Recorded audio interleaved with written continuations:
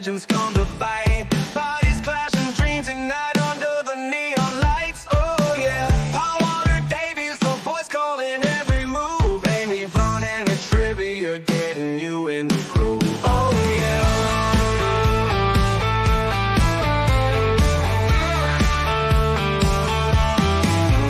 Feel the energy, the thunder as the crowd begins to roar. High flying daredevils in a battle like never before. Oh yeah, from the turnbuckle to the mat, the action never stops. Talking wrestling takes you to the top. Oh yeah, feel the energy, the thunder as the crowd begins to roar. High flying daredevils in a battle like never before. Oh yeah, from the turnbuckle to the mat, the action never stops. Talking wrestling takes you to the top. Oh yeah, talking wrestling is the war right from suplexes to body slams. We got it all inside. Get ready for excitement. That's on the show. Talking wrestling is ready to throw down.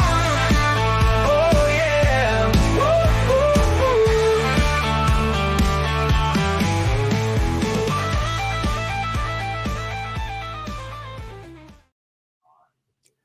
Hello and welcome to another edition of Talking Wrestling with Pondwater Dave. I'm Pondwater Dave.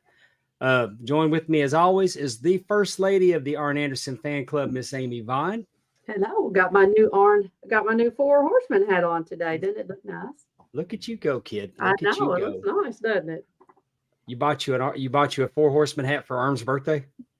You know what? Actually, I got it in Evansville last Ah. week when he was at the RaptorCon. There you go. So that's pretty nice, isn't it? And we have a very, very special guest tonight. He's a good friend of mine. You know him as the Gimmick Attorney. Hey. Gimmick Attorney Mike Dockins. Mike, welcome to the show. Thanks for joining us. Thanks, buddy. Amy, you were in God's country. Evansville is where I'm from. Born and raised. Really? Yeah. Interesting. You know, I don't live very far, about 2 hours south. Okay. Around Paducah. Yeah. I used to go fishing as a kid in Paducah with my dad all the time. Cool. Well, learn something new. I like that. Yeah. How about that? Yeah, I think Amy's got an alert that goes off if Arn's within driving distance. And Life 360. No. He doesn't know that, but yes, I do. No. so we already admitted to stalking on the show tonight. He already knows. No. Before we came on the air, Mike was showing me his office there. You said you have action figures for everyone that you've done work for. Yeah. I actually stole the idea from Smart Mark Sterling, who early in his podcasting career with Cardona and Myers was talking about how he had a cabinet with action figures of anybody he had like appeared on screen with. And they were kind of busting his chops about it, about like, oh, so anytime you're, in catering and, bumped into him, you'd get a figure. Cause at that point he wasn't with AEW and hadn't been on a lot of TV. He'd just done extra work with WWE for a while. And so, oh yeah, that's not a bad idea. That'd be fun to do. Is just collect a figure of different people that I've gotten trademarks for or done legal work for. And so just started at that point, and it's grown and grown and grown. And I thought, well, what am I going to do with all this? And my wife, who does not care about wrestling, even in the slightest bit, was more than happy to have me bring it to work.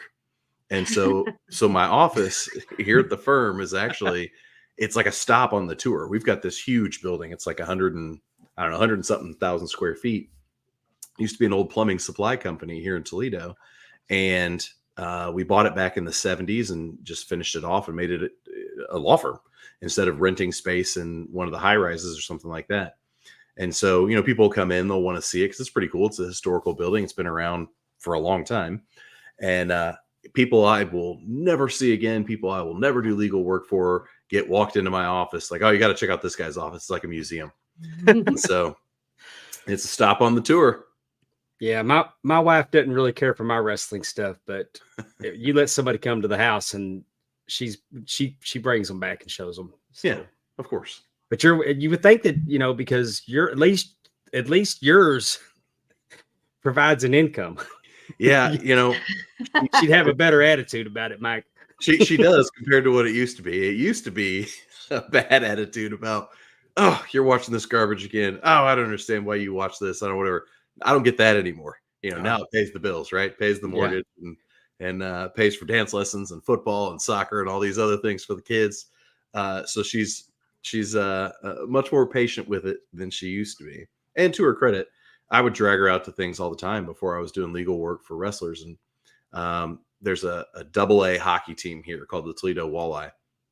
And the Walleye did a wrestling night, and they brought Hacksaw Jim Duggan. And so I was like, well, we're going to a Walleye game. The kids were little. Like I said, this is 10 years ago or so. And so we go and wait in line. And, I brought a picture or something with me to get signed, and he signed it and got some photos with him. And we walked away. And my wife goes, I'll tell you what, you've dragged me to a number of these things and made me meet wrestlers and people that I have no idea who they are. She goes, but I'll tell you what, they are always appreciative of their fans. And they're always so gracious and so happy to see people and so engaging. She's like, it's really kind of impressive how cool they are with their fans and how appreciative they are. I'm like, well, how about that? Something positive about wrestling. There you go. Well, tell everybody how it started, because you mentioned that you were watching wrestling, but tell everybody how you made your way from being just a lawyer to be. I mean, I'm sure you were always a trademark attorney. Yeah, but specializing in wrestling. Tell everybody how that started. Yeah. So actually, for the big portion of the first of my career, I wasn't doing trademark work at all. I was doing patent work. I have an engineering degree, and I hated engineering, and I knew I wasn't going to be an engineer. But at that point, I was through the hardest part of engineering school, and I thought, well, boy, what am I going to do with this? And I had worked for a pharmaceutical company in Indianapolis, Eli Lilly, and that's when I decided this is not for me. I don't want to do this for the rest of my life. And so I met with their patent attorneys and all of that, and they said, "Yeah, go to law school after this is over. You can't be a patent attorney and help people patent their inventions without an engineering degree. So you're already part of the way there. So do that." So that's what I did, and came out of law school and went to a small boutique intellectual property firm, and that's where I started picking up a little bit of trademark stuff. But primarily, I was focused on patents. One of our partners had retired, and all he did was trademarks. He did not have an engineering degree, and so I kind of stepped in where that was and picked up a lot of the trademark work. Started, really focusing on that, and then left the firm for a while. Went and worked for a solar company, and when I was with the solar company, I was doing patent stuff, but also managing their trademark portfolio.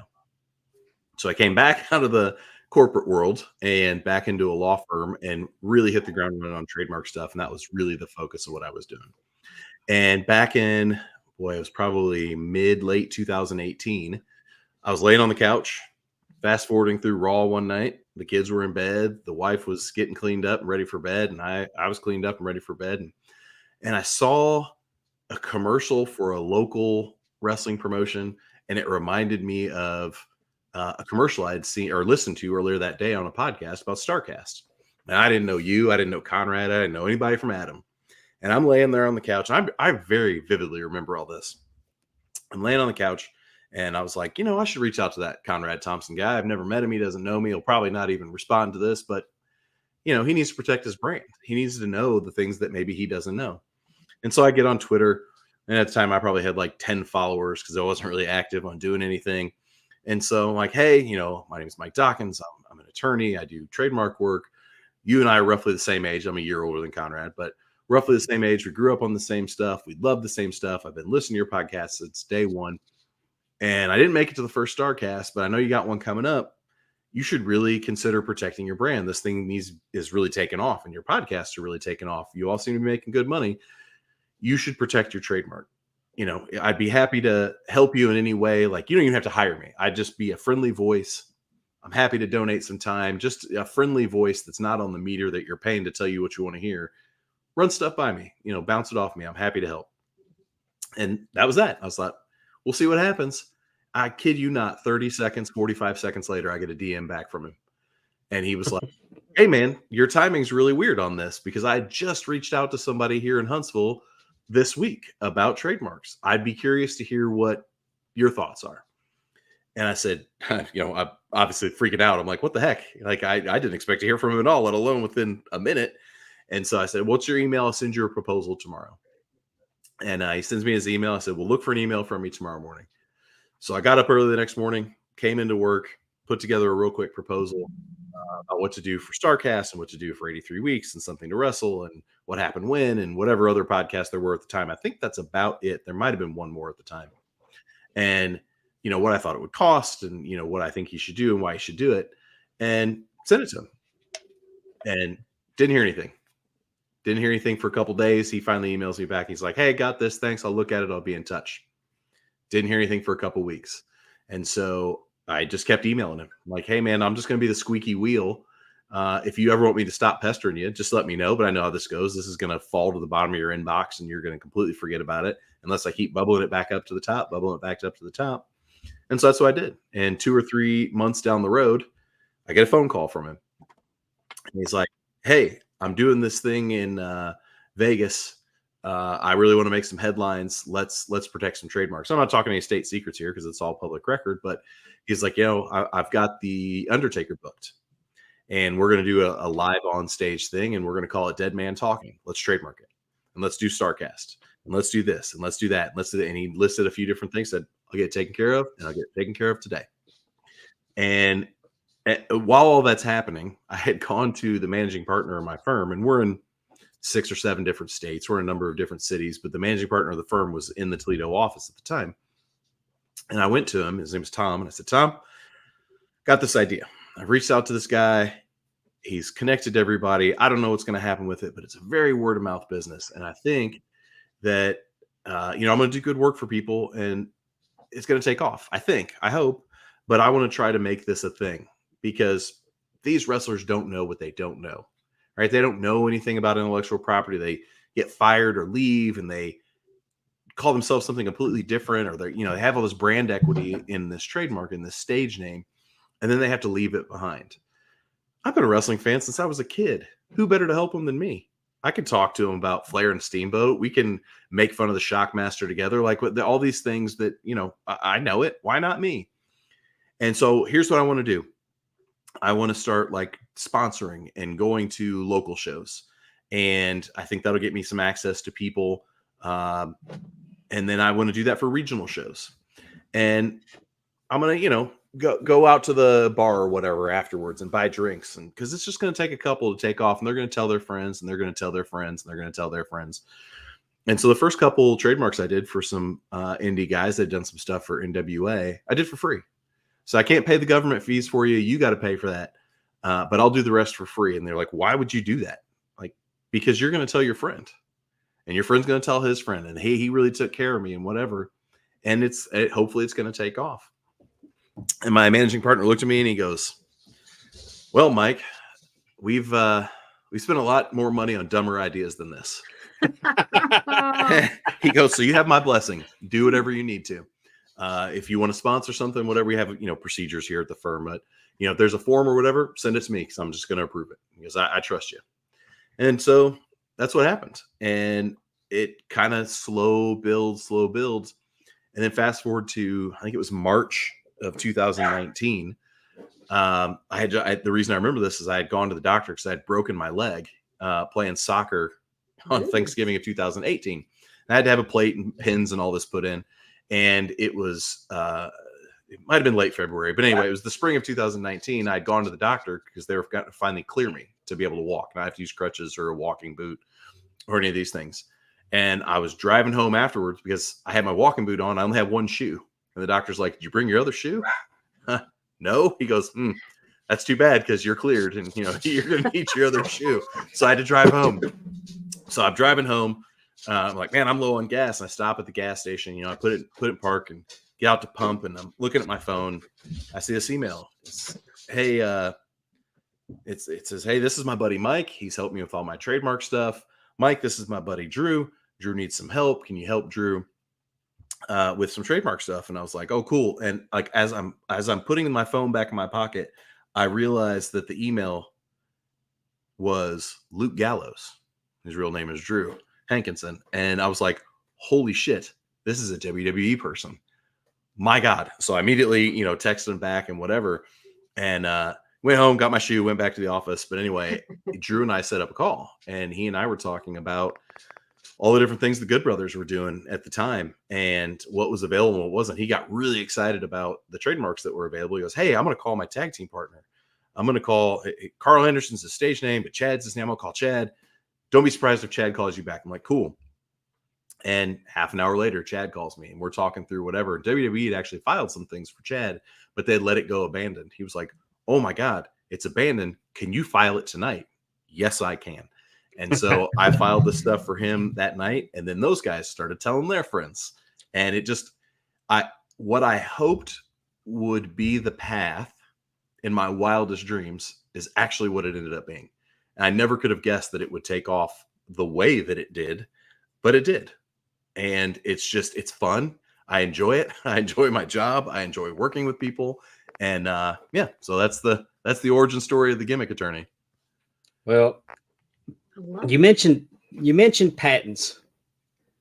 You're doing patents, and you had to have an engineering degree. So is a patent like, say, the formula for Coca-Cola? Sort of. So let's see. Do I have it handy? I think no, I got to put away.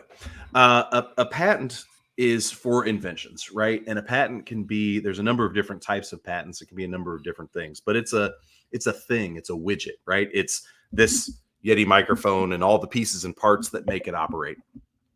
Or it's a method of doing something. So software potentially can be patented. So it's how the algorithm and all the steps that are happening.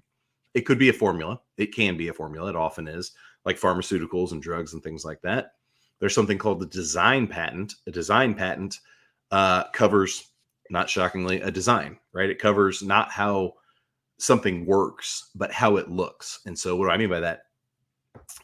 If we have a water pitcher, right? A patent would say a water pitcher has a side wall and a bottom wall capable of containing a fluid, right? That's the broadest you would possibly. It might have a spout, it might have a handle and all these things, but by and large, it's a container with side walls capable of holding a fluid.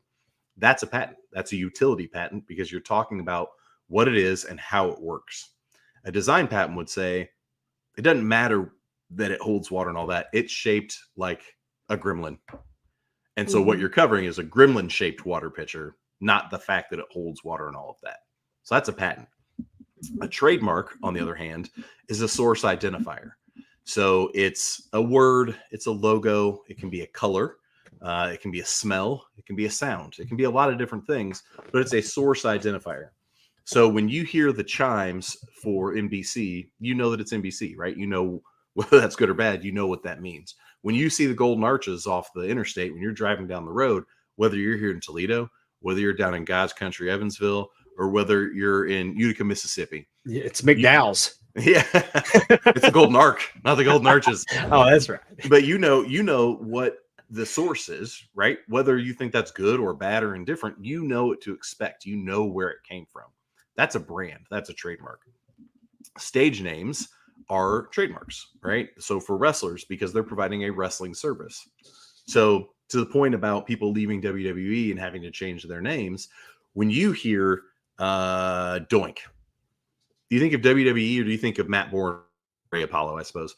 Do you think of that particular person, the source of those services? Anybody can dress up like a clown. I mean, hell, I guess Brooklyn Brawler did it, right? Right. Maybe that was a bad example.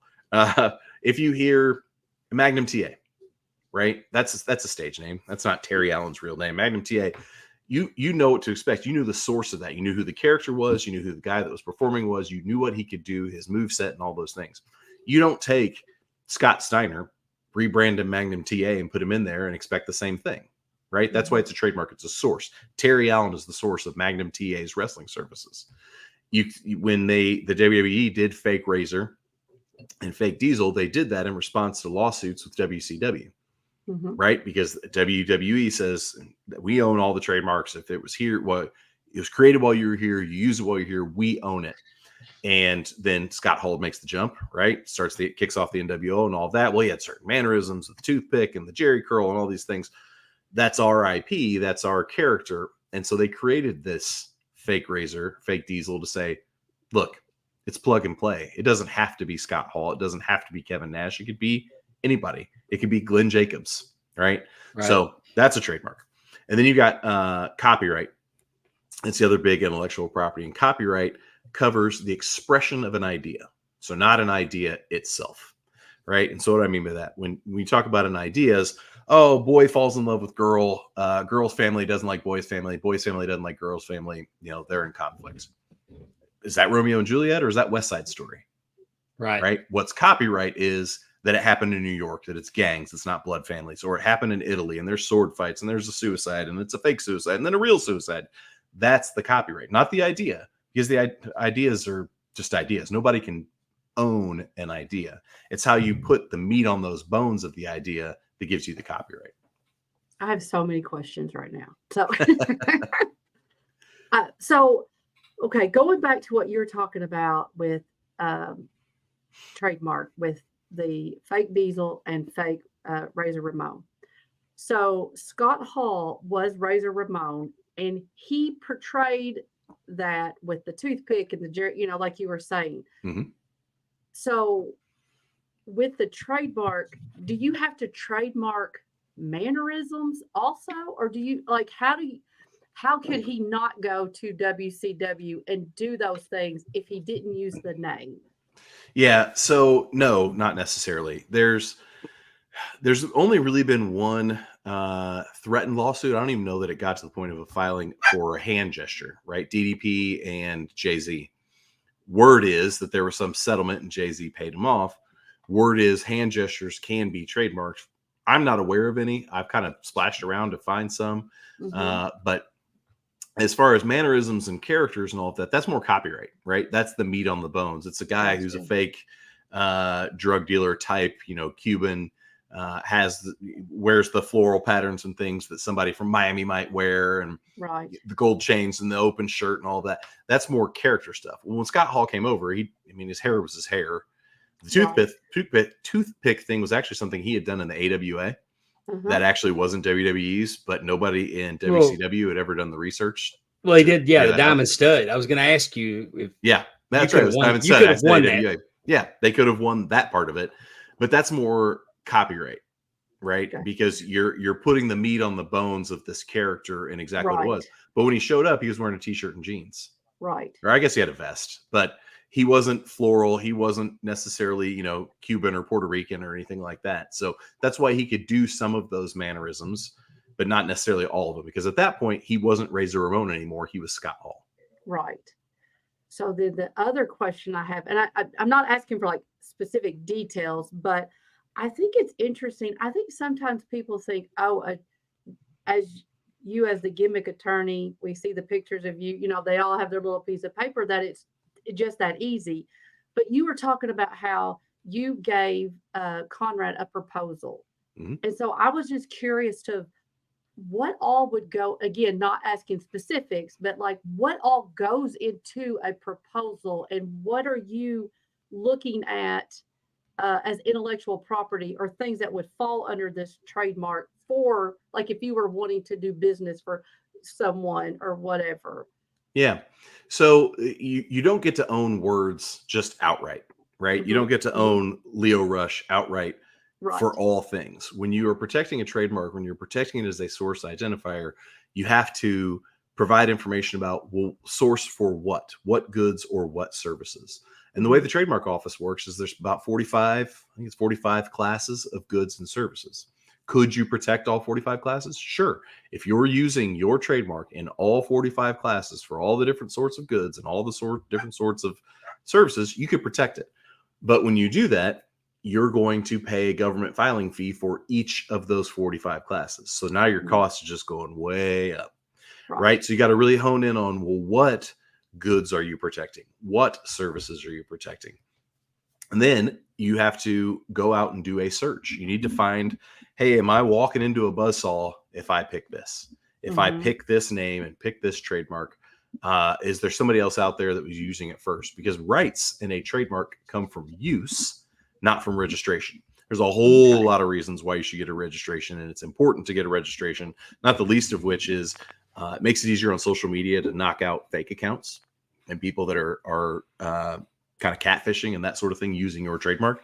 If you go to Instagram and you go to Twitter and you say, hey, I own this trademark, and you don't have a registration, they're going to throw their hands up and say, well, I don't know if you do or don't. You're telling me that you used it first. You're telling me that it's your trademark, but I have no evidence of it.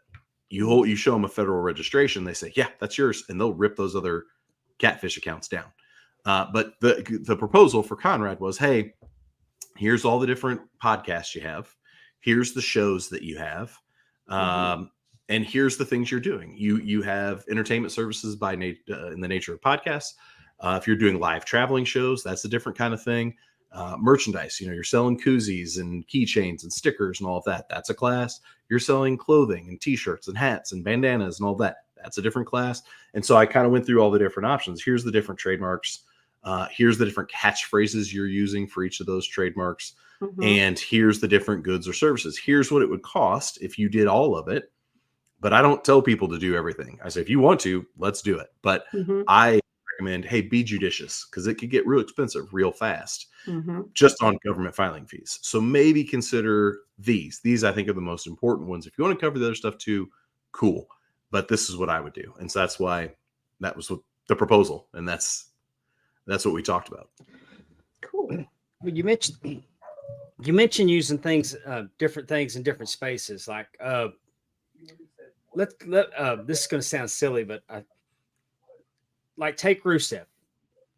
He couldn't be Rusev in AEW. He's Miro. And I believe that you actually trademarked Miro for him. Let's say that the adult film industry reached out to him, and that's something he wanted to do. And they say, we got an idea. We're going to bring you in. We're going to do a whole series, and we're going to call the series Rusev Smash. Because it's it's not the wrestling space. It's the adult film industry space. Could he be Rusev in that area, and WWE couldn't do anything about it? The short answer is no, he couldn't. And here's why. So when it comes to trademark infringement, you're looking at this weird balance of the similarity of the trademarks and the relatedness of the goods or services. So in the instance you gave me, the trademarks are identical, right? Rusev and Rusev. Right. And when you talk about the relatedness of the services, well, it's all a matter of opinion, right? I mean, adult film is obviously not professional wrestling, and professional wrestling is obviously not adult film. But that's looking at the 200-foot level. From the 1,000-foot level, they're both entertainment services. They're both television products or movie products or film products or some sort of audiovisual product, right? It's audiovisual service, I guess. And so from that level, they kind of are the same. So, because if somebody else came along, it was Rusev, and they became an adult film star, it's a little more tenuous. But because you're talking about one particular person who played that character in WWE, and now he's going to be a Rusev character in adult film, now you've got this nexus of connection, right? It's not just Pondwater Dave decides he's going to be Rusev and do adult film Rusev Smash. Still, probably they could stop. The reason I use that is because of China. She was China in WWE. She changed the spelling, and she was China in TNA, and then she did adult films and used China. Didn't she in TNA go by China Doll? China Doll, but she also, I think she changed the spelling. Yeah. Well, but what I'm saying is but she bridged that gap, and so that's why I brought up that correlation in that industry, because she did it. Yeah. So there's sure, Dave. There's what's legal and there's what's right. And so I think WWE would have a hard time in that instance, especially in that particular time, making the claim that she can't do it, because this is the same company that took Taz from ECW and said, well, if we slap another Z on it, it's different and we own it. They took Rhino from ECW and said, well, that was spelled with an I, we're going to spell it with a Y. That's different and we own it. So on one hand, they're doing things like that. And on the other hand, they'd be saying, well, you can't be China with a Y instead of an I, or whichever was which. And you can't do that because they've already done those sorts of things, right? Yeah. It would also go ahead. No, you finish. It would also draw attention to the fact that one of their superstars, former superstars, is now doing adult film, right? It's going to make the news. And that was always the argument about why China had not been inducted into the WWE Hall of Fame, was that, hey, little kids watch this show, and when we say that, Joni Lauer or China goes into the Hall of Fame, and this kid goes and Googles it, the last thing I need them pulling up is porn, right? And so it draws attention to it. So I'm sure there was a lot that went in their decision about what to do, what not to do, what's different enough and what's not different enough. And we don't know who was on the inside, right? Who of her friends that was there still associated with the company. Shawn Michaels, for example, might have been like, hey, man, just leave her be. She's just trying to make a living. Can you guys not do this? Because Vince and those guys would listen to people and would kind of do those favors of, you're right. We'll let it be. If it becomes a problem, we're going to have to take action. But as long as there's not a problem, we'll let it go. So it's kind of up to the industry or the person, because like you were saying, they went from Taz with one Z to Taz with two Zs. Are they almost like, what is ECW going to do? Like, you know, they're not going to pursue it. So that's okay. Or is there like a legal, like the spelling has to be different, or like to patent Taz with the two Zs or to use it? So I don't know if I'm making any sense. No. yeah. What matters legally is phonetics. The spelling Okay. really doesn't matter, Okay. right? So if you're nails with an S, and Right. somebody else comes along and they're nails with a Z, that's legally the same. You'll be Right. able to stop that from happening, right? So intentional misspellings or misspellings don't matter. It's phonetics, right? How is it pronounced? What is it really Right. called? What's the words? And so in the instance of Taz, obviously I wasn't there at the time, but I think part of what went into it is ECW didn't own Taz. Okay. Taz owned Taz. Pete owned Taz. Mhm. And ECW owned if they even had contracts, written contracts, and I don't think they had a lot of them. They had handshake deals and verbal contracts and this sort of thing. But to the extent they had contracts, their contracts weren't like WWE's that would have said, hey, whatever wrestling name you go by here, we as a company own it. Just like Right. WCW's wouldn't have said that, at least not in their early contracts, which is why Right. people could go to WCW as a certain name and leave and still be that name. But what ECW did own was show names, pay-per-view names, the name of the company, all of those different Okay. things. And so when Taz leaves ECW and goes to WWE, they have him sign a contract and like, well, you're famous for being Taz, but we need to own the IP. So we're going to add a Z, and that's different enough. Sign here, sign your contract here. And that's what happens with wrestlers a lot, which is part of why I got into it, was people not knowing what they don't know.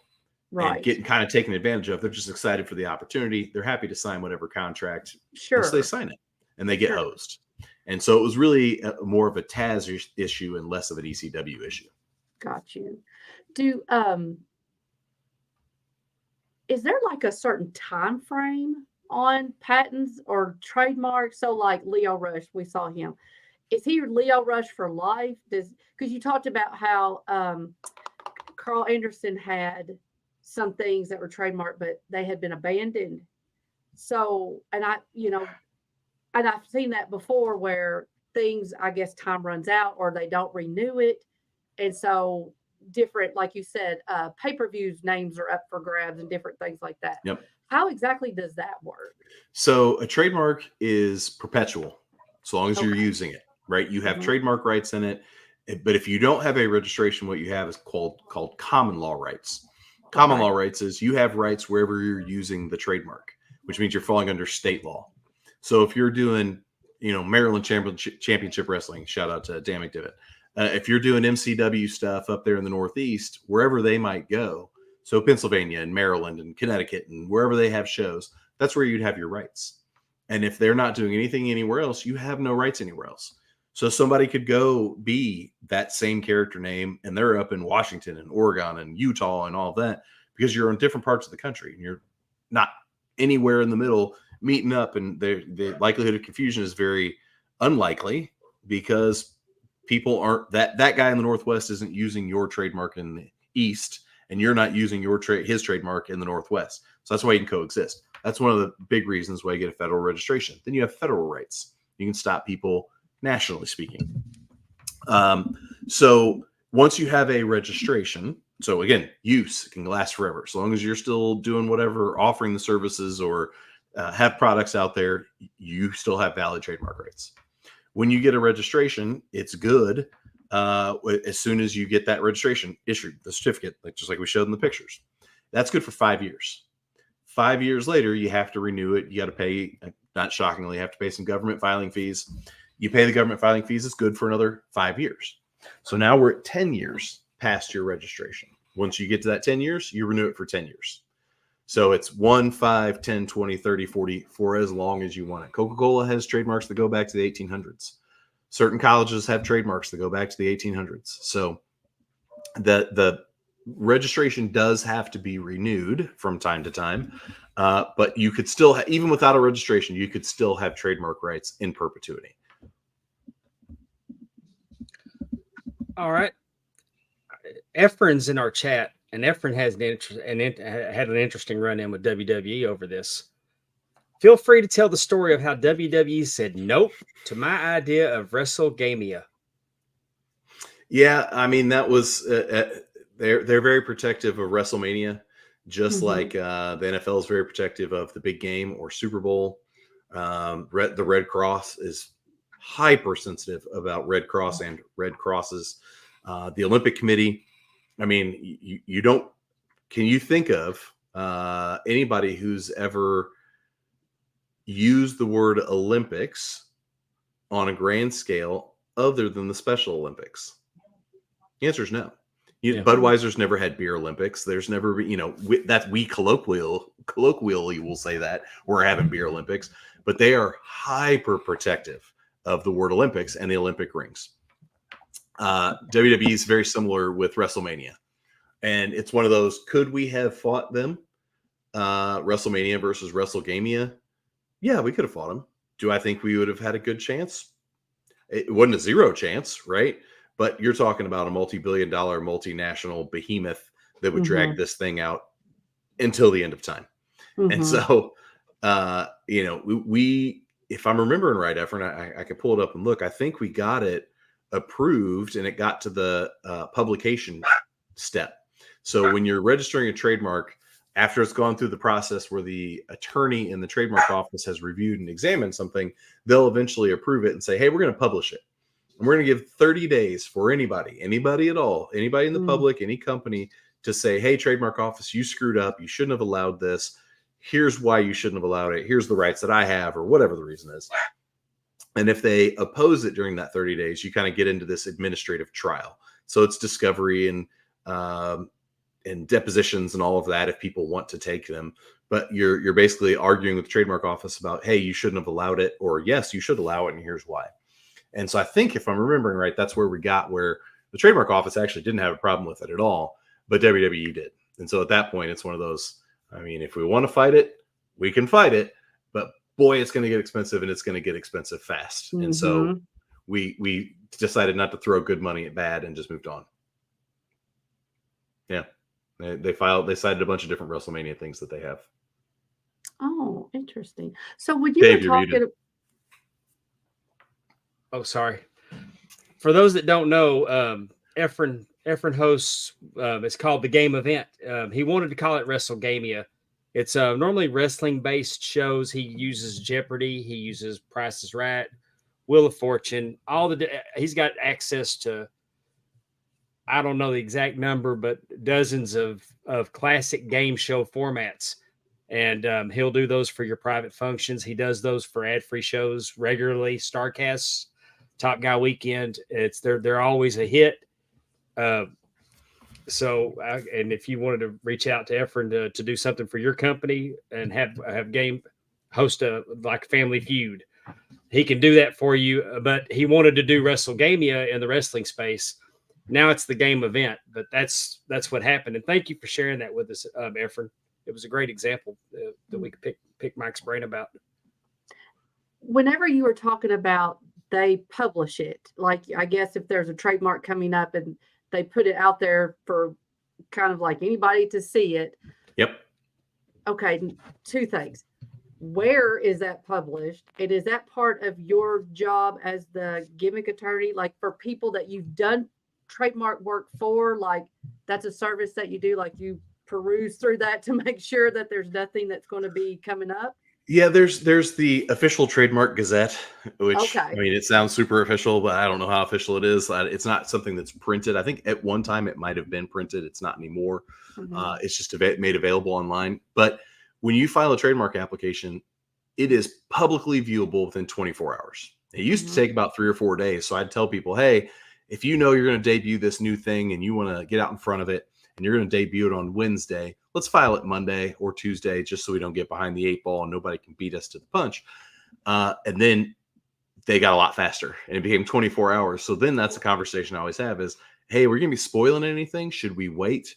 Oh, yeah, it's not going to happen till Wednesday. So, and you know how wrestling is, or maybe you don't, things change very quickly. And sometimes you've got something planned that's going to happen Wednesday and you get there Wednesday and you're ready for it. And then, oh, you know what? We're going to move that to Saturday's show, or we're going to move that to next Monday's show. And so oftentimes what I'll do is I'll have the application prepared and ready to click submit, but I'll wait. I'll wait until it actually happens. Mm-hmm. Excuse me. And so once it's filed, everything that happens after that 24 hours later is publicly viewable. Anything that's filed, anything that the trademark office does, any of those things becomes part of the public record. And so do I peruse them? No, but that is a service that companies exist to do that, where they have software built. I've got a client who does healthcare and insurance work. And so they said, hey, we're really sensitive to people using our trademarks as it relates to healthcare or as it relates to insurance. Can you guys monitor that? And I say, no, absolutely not. I wouldn't have the time to do it. But hey, there's this company over here and you can pay them a few $100 a year and they'll send weekly reports. Oh, cool. And every week they'll send this report and they'll say, hey, here's the stuff that came up based on the parameters we give them. We can tell them we want it to be the exact same trademark. We can tell them we want it to be a controller trademark. We can say we want it only for healthcare or healthcare and healthcare adjacent things. And so I get those reports for a number of different clients and I'll look at it and I'll go through them each week for the five or six different clients we do it for and say, hey, this isn't a problem. This isn't a problem. Hey, this one might be a problem. It's potentially actionable. And we try to get out in front, maybe even stop them before it publishes to say, hey man, just so you know, we're going to oppose this. You're going to have a problem. It's going to get real expensive, or you can just abandon it and move on. And, you know, we'll all let bygones be bygones. Okay. And so, that's kind of interesting how you're talking about how quickly it can happen now. Cause like you said, 24 hours, cause you hear every so often you'll hear it'll be on the internet or whatever that WWE they've trademarked this, whatever. So it's probably, that's just more publicity ploy than probably anything. Or maybe they did actually have that idea, like you'll hear like, oh, they've trademarked whatever, the Beast or something. So it gets people thinking, oh, what are they going to do? Who did that? Yeah. And then maybe nothing ever comes of it. Well, it's all public record. So that's right. And so what the dirt sheet writers do is they, in the first thing in the morning or in the middle of the day, every day, they go and check. And what they're doing is searching for any new trademarks that have been filed in the last day or two that have the word wrestling or wrestler or sports entertainment in the description of goods or services. And that's why they see it. What's wild about all this stuff and this stuff that I do is I don't remember, I wasn't too into dirt sheets, I didn't pay much attention to what they're doing, but I don't remember them talking a lot about trademarks before this thing really took off and I started doing what I started doing. And now I have to warn people, hey, when we file this, it's going to hit the dirt sheets. You're going to start getting people copying you and things and tagging you and things and whatever, because it's going to hit it. Well, can we avoid that? No, we can't. Unfortunately, it becomes public record within 24 hours. But now, that's part of the news cycle. Every day is new trademark filings and the dirt sheets pick them up. It's kind of funny to me, but it didn't used to be a thing. It is now. Yeah, it definitely gets people talking about like, Bo Dallas, he, I don't know, but he's trademarked this, like get you just talking, about, well, what could they be doing? Or, they, it ran out on whatever, the Great American Bash or, different things like that. And they picked it up or whatever. So I think some of that's, it's really interesting, but I thought it was more of a longer process, I guess. And so if you're saying you're ready to hit submit and it goes through, then it makes you wonder what happened. Why did they, get a copyright for something and maybe it didn't happen right away? Was that just a ploy, or did they have to, like you said, pivot on a dime and we were going to do this weekend and so-and-so got hurt. So now we're over here. It's just interesting. So let's, since we're talking about WWE, recently Cody and I say recently within like a year now, but Cody and Jey Uso were having fun at a press conference, and Jey started doing the yeet, and somebody on the Indies was doing the yeet, and it wasn't the person that I thought. My friend Ray Fury is part of his act is yeet yeet. Mhm. Give me 2 claps and a yeet yeet. I mean, but it turned out somebody else had it. So when that happens and WWE infringes on somebody's trademark, I'm sure since yeet is still a thing, are they licensing the right to use yeet from him, or did they buy yeet from him outright? Let's look it up. So, when that first started, I got a text message in the middle of the night. Hey, Dockins, this is Jey Uso. He's using this phrase yeet, and he's going to use it in wrestling, and I think he should trademark it. Can you help him? And that's when I went and looked and said, well, actually, there's somebody out there who's already got it trademarked related to wrestling. Oh, shit. Seriously? Oh, wow. Is there anything we can do? Could we buy it? Could we do this? Could we do that? And the answer is yes. If you want to buy it, we can reach out to them. We can take care of that. And it just kind of died where that was. Fast forward to it makes the news cycle that they had to pull all the yeet stuff down. Well, that's because that independent guy got wind of it, right? And yeah, he assigned it to WWE. His name was Casey Scott Huffman. At least that was his legal name. Assigned it to WWE. So, when I stopped having contacts about it, that's usually when WWE says, "Hey, we're going to take care of this." Mhm. And so they reached out to that guy and that guy's attorney, who I assume sent them a cease and desist letter, and they worked out a deal. And the guy sold it to him. And so now WWE's free to use it, free and clear. They own it for wrestling services, and they also registered it. Well, it's pending.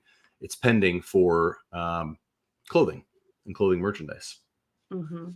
But so to answer your question, Dave, it's not a license. They bought that person's rights. Oh. They might have licensed it back to him. I don't know, because it's like I said, it's an indie guy, and it's not somewhere. The problem is it doesn't matter how long you've been doing something on the indies. Once it makes television, the next time you do it on the indies, you're accused of ripping off WWE.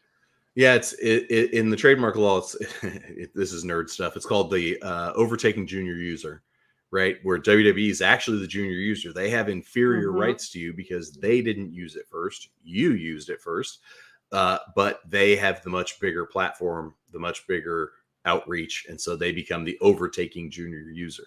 That you can stop them, right? You can create some headaches for them as the person who used it first, and that's why money talks. Yeah, and you can make this problem go away when it's an indie guy who might be working for a couple $100 and a hot dog, all of a sudden gets offered thousands of dollars, maybe tens of thousands of dollars. They're going to take it, especially if they can keep using it. Now, they might make the business decision of, well, I'm just going to be accused of being a Jey Uso ripoff. I'm going to go ahead and move on to something else. Take my check. Yeah. Well, while we're talking about Ray Fury, and I noticed that you did some work for Sting, his face paint. Yep. You've done some work for Danhausen, his face paint. Yep. This is one of Ray Fury's masks. Mm-hmm. Ray Fury wears different colors. He does different colors, different styles, but the core of his masks, and they've always been this way. This is distinctly Ray Fury. So, would it be in Ray Fury's best interest, at the very least? I mean, you would think that he'd get a mark for his name, but would it be smart for him to also get a trademark for this style of mask? Because this is his identity. Yeah, I do. The way the fringe on the back. Yeah, that's definitely But the short answer is yes. And Rey Mysterio, as far as I know, last I saw, did not have a trademark registration for his masks, but that's because his masks change. They're different every time. I mean, it's almost never the same mark. And so if it's not the same, then what do you really have as a trademark, right? Because it's different. We know it's Ray because of who he is, his stature, the move set, and all of those things. But it's not the same thing. Danhausen's makeup is 95% of the time the same. He'll do some special stuff here and there. Same with Sting. You know, he'll do some stuff with Darby where he was half Darby, half Sting, and Darby was half Sting, half Darby, right? They've done that, and that's fine because 95% of the time, Sting's makeup is the same. So if what Ray Fury's doing, color is fine because you can file in a way that it doesn't claim color as a portion of the trademark. So if Sting wanted to start doing the face makeup and he wanted to make it silver and pink, that's fine. His trademark still covers it. He wants to make it black and white, cool, covers it. Blue and red, fine, totally covered. Same for Danhausen, because that's the way we filed it. We filed it so that it was independent of a particular color scheme. Yeah. So if Ray's wearing the same mask and just switching up the color scheme, absolutely protectable. If he's changing up the mask and has differences and variations every time, that's a different conversation. But he does have the core. But he does have the core Rey Mysterio type logo around. So is that more of a style? Well, so the problem with that is that there's legal, and then there's the kind of administrative stuff that the trademark office does.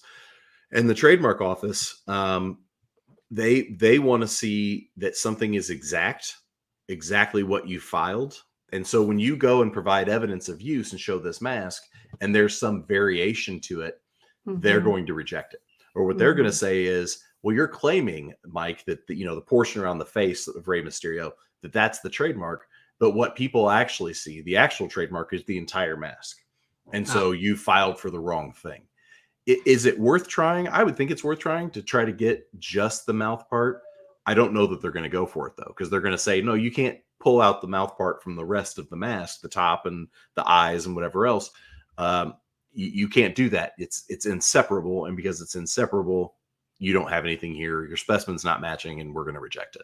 Okay. I found it fascinating because when I saw that you had done it was a big deal that you did the Sting and Danhausen, because it's not, if I'm not mistaken, that's the first time that's been face paint has been done. Yes. Isn't it?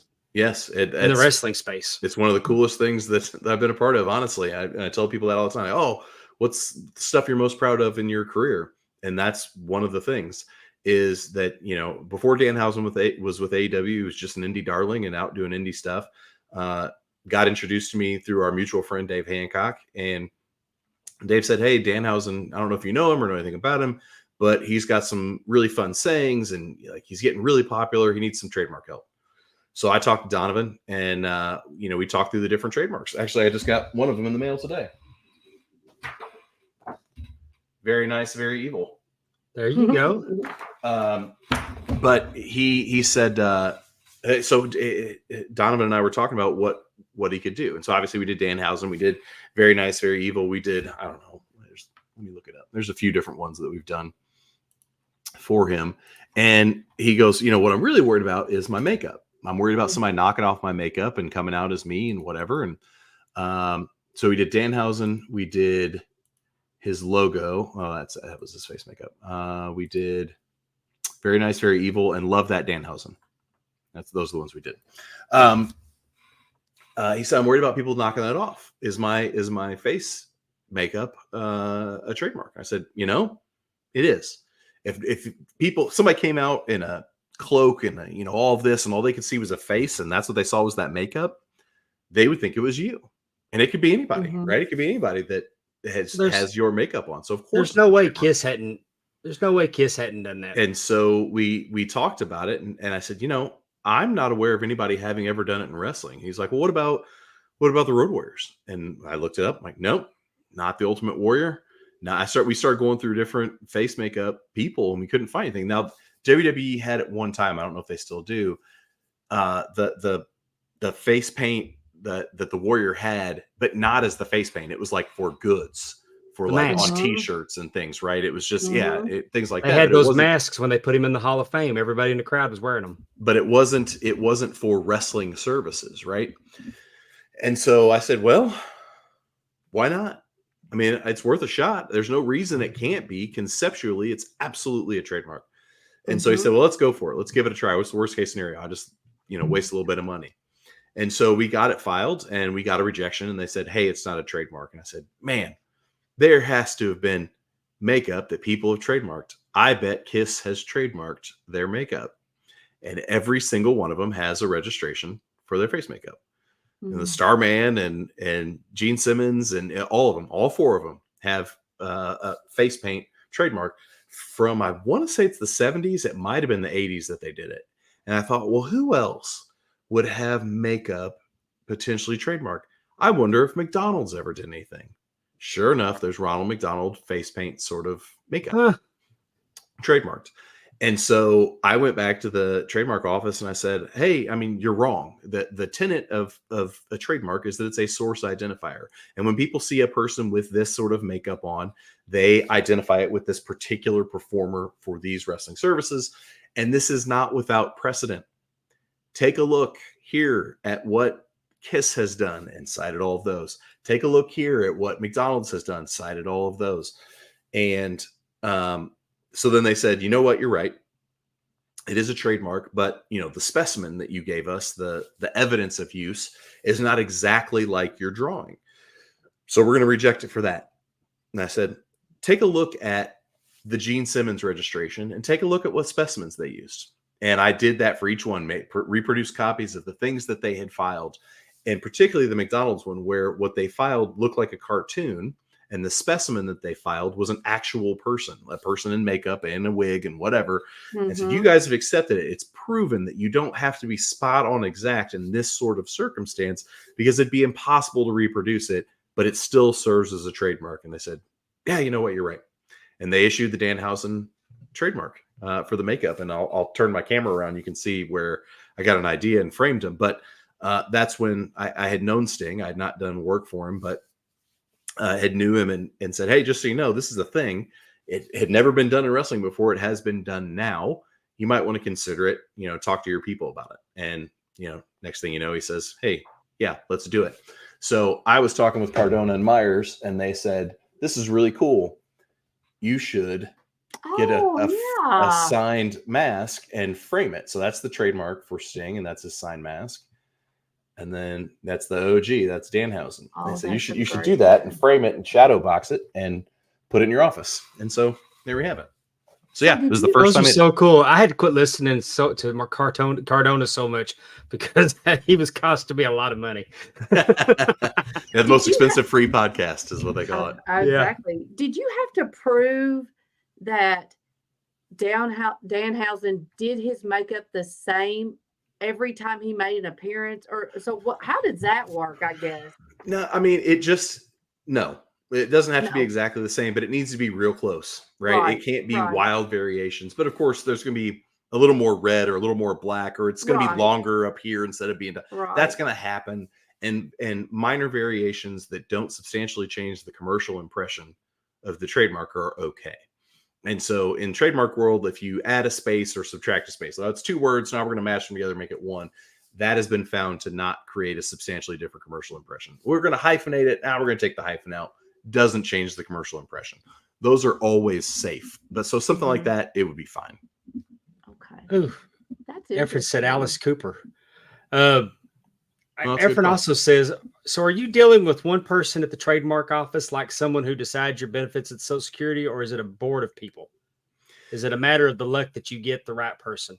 Yeah, it's not the same person. I wish it was, because there are some very reasonable people to deal with. Unfortunately, it's not. I refer to it all the time as examiner roulette. And sometimes you get somebody who's great, who's very easy to work with, who is not a particular, they're not a stickler about particularities. They just want, they're reasonable, right? That's all you really want is somebody reasonable. And boy, other times you just get the most unreasonable people. Sometimes English isn't their first language. Oh, and so you're practically teaching them English. Because what happens is the trademark office does kind of foreign exchange things. So they'll send some of their trademark attorneys over to, Vietnam or whatever. And Vietnam will send some of their trademark attorneys over here, and everybody learns everybody's processes and all of this. So it's roulette. Sometimes you get good people, sometimes you don't. There are, I don't know how many hundreds, but there are hundreds of trademark examining attorneys. Well, before we get you out of here, I'm gonna bring this up, and I want to. you've adopted getting the picture. As long as I've known you, you've been about always get the picture. So, and I think it's cool that you do this. And here you are with David Crockett. Yep. I think that's cool that you would think that he would have owned Jim Crockett Promotions. They never filed for it. They never had it. Isn't that crazy? The picture thing came about completely by accident. It was during the pandemic, and I was down in Jacksonville and was with Conrad and Dave Silva, and we're down there, and I had the Voice of Wrestling for Jim Ross. And I brought it with me to give to Jim because it was just a thing. Like, and I wasn't going to give these to people in like a manila envelope or, just hand it to them. I was like, well, what can I do? I'm like, oh, I can get some frames. These are cheap, inexpensive frames, but at least it's something to help protect it. And, I want people to be proud of this. I want them to be proud that they spent the money, that they own it, that it's theirs, that it's their brand. And whenever I was getting ready to give Jim Ross his, I said, hey, Silva, get a picture of this. Because I don't know how much more I'm going to interact with Jim. This might be the only time that I ever really do anything with him or for him or, any of that. So I want to capture this moment for myself. And so that's really where it came from, was just like, this is a cool thing that I want to remember. This is for me. And then I posted it. And when I posted it, it got a lot of attention and people really liked it. And I'm like, well, shoot, this is easy content. So I'm just going to start doing this like every time I get it. And Dave, I print out an 8x10 every time, and I've got a binder of them sitting here in my office right behind me. I've got a binder of all the different pictures of different people. Yeah, you'd fill up a wall pretty quick at the rate you're going. Yeah, I mean, there's I think this is 50 pages, and it's got one page left. 50 pages, that might be one-sided, so it might be 100, right? But I did it for me. It was for me to remember, like, some of these people, I might not ever really interact with them ever again. So I want to remember it. And so that's why I did it. And the take the picture thing came from, Dax of FTR, and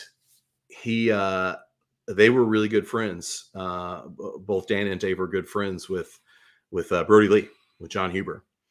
And around the same time, they got to AEW, and Brody Lee won the TNT championship and FTR won the tag team championships. I want to say a week apart, maybe they won their respective belts. And they were all so excited for each other to be doing something they loved in a new place where they felt more appreciated, where they felt like they had more freedom. And they were so happy to be there. And they were so happy to be there together. Like, man, we got to get a picture together, the three of us, with our belts. Like, yeah, hell yeah, let's do it. Well, I don't have my belt this time. I'll have it next week. Okay, whatever. And then John got sick. They never got the picture. And somebody took a picture of them independently and photoshopped it together, and it looks really good. And then I think they made it like a Paint My Life or something like this, where they had it painted. And so what Dax said to me, he was like, Mike, always take the picture, because you just don't know what's going to happen. And so that's when I started harping on, you, Dave, and all the guys in the group chat about whatever. I'm like, always take the picture. And if Efren's still here, when we were at Top Guy Weekend, he got done doing the game event. We had a blast doing it. It was a lot of fun. And we got done, and we're back in the green room. And, he's shaking hands with everybody that participated and thanking them like he does. Very gracious host. And he had gone up to Bischoff and Jason Hervey and, thanked them and whatever. And I was like, hey, Efren, you want to get a picture? And he was like, no, I'm never going to ask. And I go, fuck you. You don't have to ask. I'll ask. I'll do it. I'll be that guy. He goes, no, I don't want to do it. And I was like, hey, Jason, Eric, do you mind? And Efren's like, at that point, he couldn't say no, right? Yeah. We got in the picture. But like, when else is he ever going to be? God willing, it happens again. And he's there with Jason Hervey, and he's there with Bischoff, and we're all having a good time again. But it might not ever happen again. So always get the picture. And I'm so not bashful about asking people for other people to do it. Right. I early in my wrestling career, Red Bastine was at PCW in the locker room, and I asked if I could take a picture with. And I mean, that was a no in 2006. And I mean, it's just recently gotten to where it's kind of okay to ask for the pictures, and I've gotten to where I'm getting better about it, because I mean, I'm good about going and getting pictures with legends, but I need pictures with people I'm working with.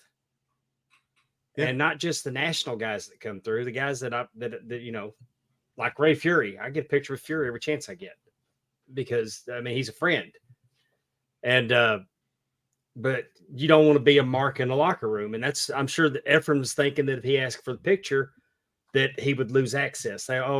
Ephraim's asking for pictures back here. We're not going to let him in next time. I know that's what he was thinking. He didn't tell me that. I'm the same way. Because in the green room, it's your, mouth shut, ears open. Yeah, you're spot on. I think that's exactly what it was. And even, with this picture that's up here with our buddy Conrad, when he did StarCast, was it 3 in Baltimore, is when he got Sting to come back and be Surfer Sting. It was the first time he had done it in decades, as far as I know. He'd always just do the Crow stuff. And it was the anniversary of him winning the title in Baltimore, right? And so Conrad convinced him to get his red, white, and blue jacket out of storage, paint his face red, white, and blue, and do all this. And I remember sitting there talking with Conrad about how geeked I was because I'm such a big Sting fan. And I was like, yeah, I'm going to wait till the line dies down. Then I'm going to go get a picture with him because this is super cool. 8-year-old Mike would lose his mind that this is happening. It's probably the only photo op he's ever offered that I've just physically crushed that I didn't get didn't get to go to. Missed I didn't out. get to go. Didn't get that. And Conrad goes, yeah, me too. When the line's dead, come get me. Come get me. I want to get a picture too. And so, I was doing laps and doing whatever I do. And saw there were just a couple people left. So I hustled back to the green room. Like, hey man, Sting's line's almost done. Well, let's go. Like, let's hop in when everybody's finished. Cause there's only a couple left. And Conrad's like, nah, I can't do it. I'm like, why? He's like, I'm the promoter. He's here because of me. It's like, I just don't want to be, I don't want to be a mark and I don't want to be whatever. And I was like, are you sure? Come on, man. This is you made this happen. This is super cool. And he was like, nah, I can't do it. It's like, okay. So I left and I went and I was a mark and I don't care. Yeah. And got my picture and it was done. And there were some back hallways. And so it's like, hey, Steve, I can take you back to your driver. I'll walk you back through the hallways. So we go around the back and we're wherever. And here's your driver and here's the back entrance and you can get out and nobody's going to bother you. And he goes, hey, I'd like to say thanks to Conrad and say bye to him. I said, oh yeah, of course. Just wait right here. So he's waiting in the back hallway. I go grab Conrad. Conrad comes out and, they shake hands and they chit chat and they talk for a minute. Megan comes out. Megan had known him forever, of course, because of her dad and whatever. And I was like, oh, this is my chance. And I was like, hey, can I get a picture of you two together? Because I never thought I'd see this ever. And Conrad, you made it happen. And Steve, you're here doing it. This is super cool. I want to get a picture of this. And they're like, oh yeah, of course. And Conrad gave me one of those Conrad looks. And so I took the picture and whatever and sent it to him. And, Steve left and it was great and walked away. And I just put my arm around Conrad. I was like, love you, buddy. I knew you weren't going to tell me no. If you're mad at me, whatever. You got the picture now. And he was not mad at me, of course. But yeah, Conrad doesn't understand that most of these guys probably want to take a picture with him. Hell yes, they do. There's Eric. Got him 83 weeks. Yep. What does that say? God's Hate. That's his band. Okay. I couldn't. Sure. I don't have my glasses on. I've noticed there's a string of questions that people put in here, so I'm going to run through a couple of them, Dave. I was going to get you because we're running out of time. I told you 30, 45 minutes, and we're already gone an hour. Nah, it's all good. And there's Mercedes. Yeah. And this guy, he's your biggest customer, right? It's either him or Jericho. One or they might be 1A and 1B. They're pretty close to the same. They reinvent themselves weekly. Yeah. And then Nigel. And that's timely. Yep. Because he'll be on television tomorrow night. Ben Jones asked about, do all trademarks cost the same? If not, how's each fee calculated? Legal services are the same. The cost difference will come up when there's multiple classes, right? If you've got 3 or 4 or 5 classes, the class fee is the same. There's 2 different ways to file it. One way it's $250. The other way it's $350. But so the government filing fee is the same. It just depends on how many fees you have. So by and large, it's all the same. Let's see. What's the next one? So if you were gonna do Pondwater Dave, you would really only have to do it in the podcast space, right? Yep. I mean, you could do merchandise if you wanted to. Huh? Well, so the podcast space is the entertainment services space, which would include wrestling and, refereeing. So if you were going to do some refereeing as Pondwater Dave, it would be the same fee, right? I can cram as much into that that class as I can. And so that's why how I help people get their money's worth out of their fee. Would it cover the say like my T-shirt? It wouldn't. That'd be a separate class. It had to be a separate mark. Okay. Merchandise. I'm with you. Efren had said, explain real expensive. He's talking about the opposition. So an opposition in a highly contested case can get into the six figures. It almost doesn't ever get that high because people get worn out of the legal fees and the fight. But, once you're started, count on 10 or 15 grand within the first couple months, probably up to 30 or 40 grand within 6 months. And if people are still engaged after discovery and all of that, that's when you start getting over $100,000, and it can get to 200, 300,000. It can get expensive very fast. Again, depends on how engaged everybody is. Am I a Meltzer Keller fan? Again, from Efren. I don't dislike them. I think now that I'm behind the curtain a lot and know a lot of what is happening with certain conflicts or contract negotiations or things, there is so much made up nonsense. And while Eric and Bruce kind of go a little too hard, I think sometimes they're not wrong. A lot of it is made up or stuff that's been fed to them by somebody maybe that they trust and believe. Do I dislike them personally? No, I take it for what it's worth. It's entertainment. It's fun to speculate. It's like conspiracy theory podcasts. I listen to them because it's entertainment, not because I believe there's actually some big conspiracy theory, but people have taken the time to put mental thought and trying to connect dots that just aren't connected. And it's fascinating. I think it's interesting. Any interactions with Jerry McDivitt? Yeah, a few before he retired. I did. The specifics of which I can't get into, but very nice guy. I like him. He's very smart, was very successful, made a lot of money on WWE. Worked at one of the biggest firms in the country. But a good guy. I like him a lot. Hated trademark, but no, not at least not as far as I know. Not in court, and not in an opposition or cancellation. Now, I've had clients say, I'm just not going to pay for it. And, I'm not, if they want to oppose it, let them oppose it. Certainly that's happened, but substantively to say, no, this never should have happened and you're wrong and this should be taken away from you. No, that's not happened. It can happen, right? I mean, I've tried cases and I've taken cases to a jury and I've won for my clients. That's one of my other proud moments in law is I had a client that was in the craft brewery business, and they had a trademark that they'd been using for 15 years, but they were trying to build craft breweries before that was a thing. They were starting in the 90s, and now we're talking about the 2010s, 2012 time period. And they'd been using this mark forever. Well, this distillery comes along and adopts the exact same mark. And we said, hey, man, you guys filed before us. Now we filed in the trademark office. You need to abandon and pick a different mark because we used first. And the distillery said, no, we don't.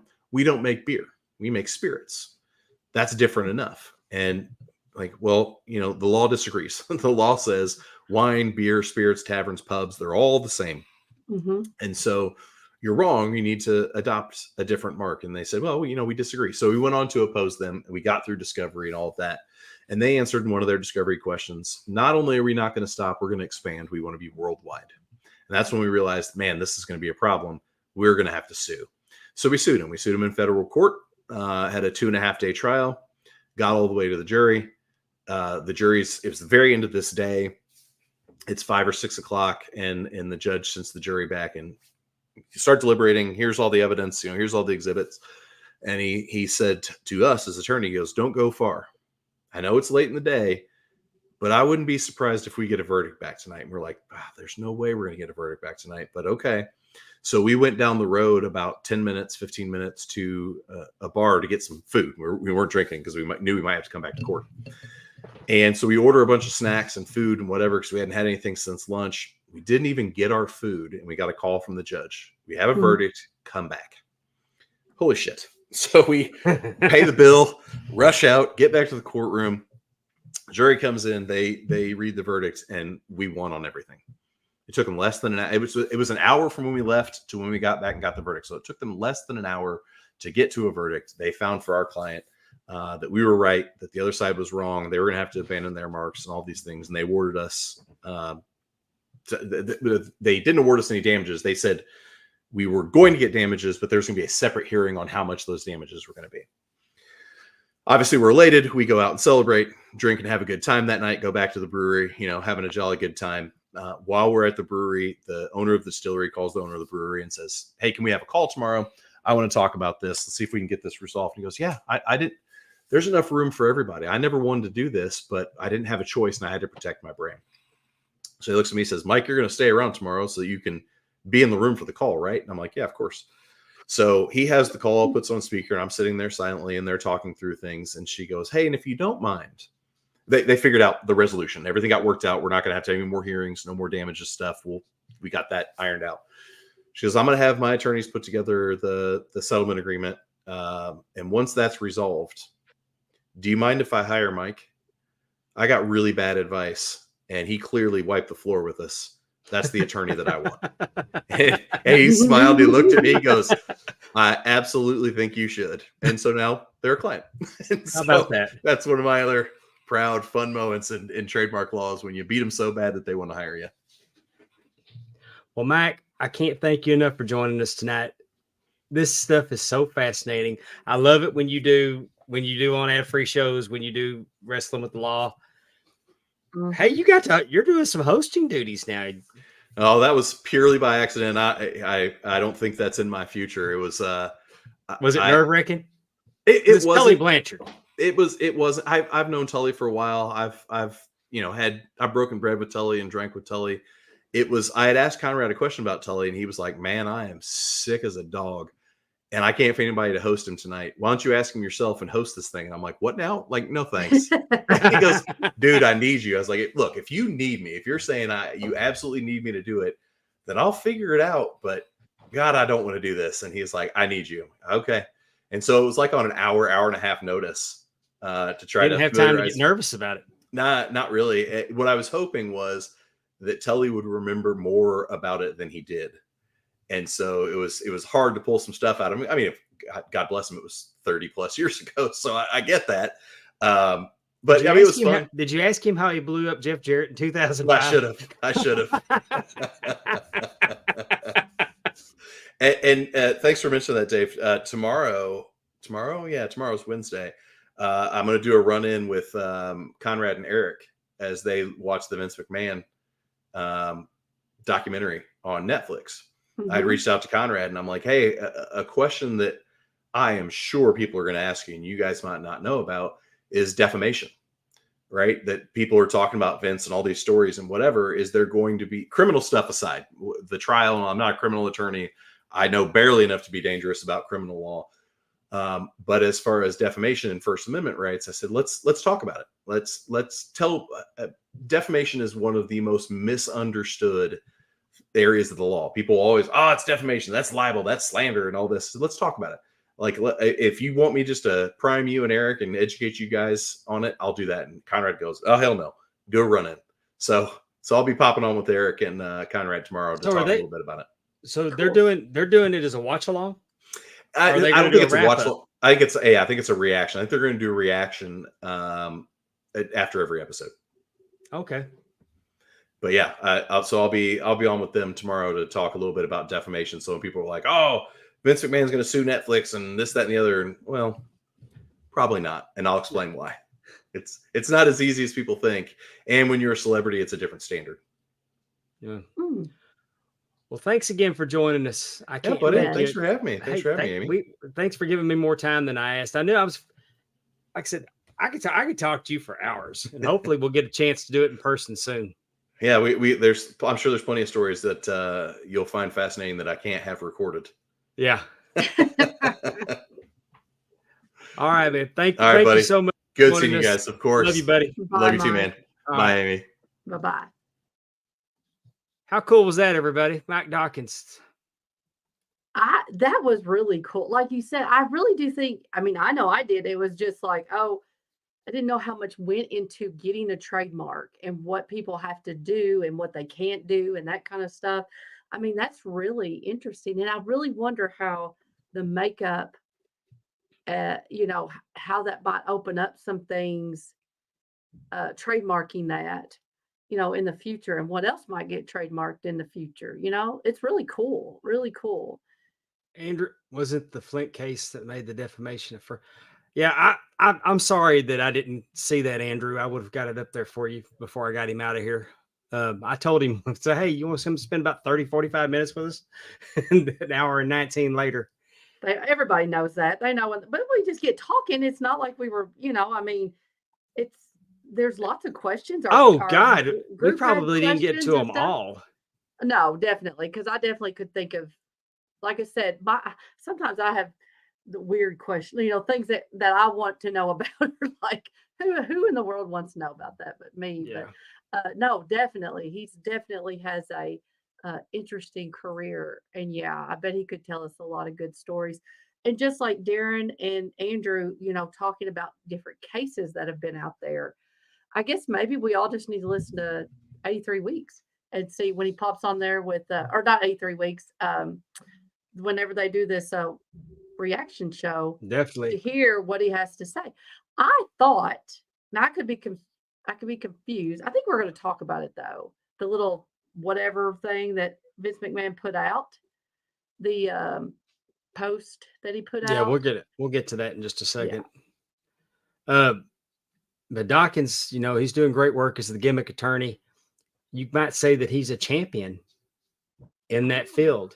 Definitely.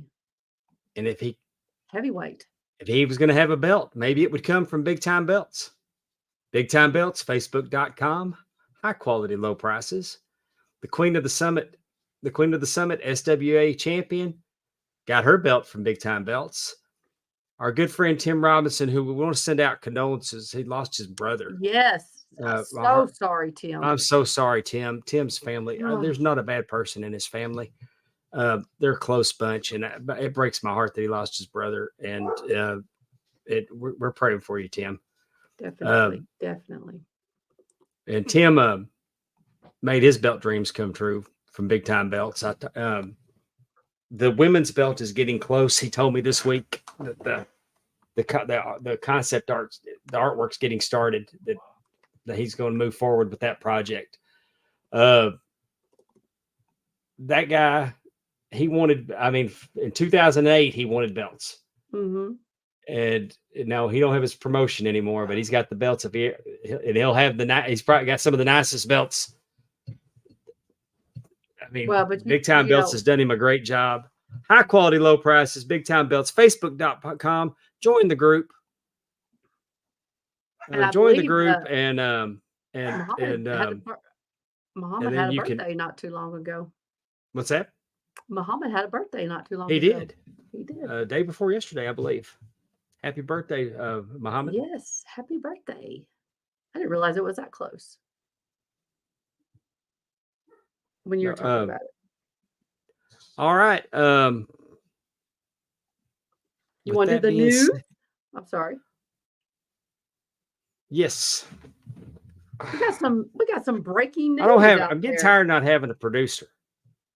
Yeah, where is she? But the playoffs start this weekend, so baseball season's then basketball season's going to be on it. I don't know if we're ever going to have a producer again. Oh man, I'm over here trying to do it all. We're just a two-man team. We're not going to have our nice little overlay because we're just going to go with it, right? Because we've had some big news this week in the world of wrestling. We definitely had. So things let's kick it off with the news of Ric Flair and Wendy Barlow have gone their separate ways.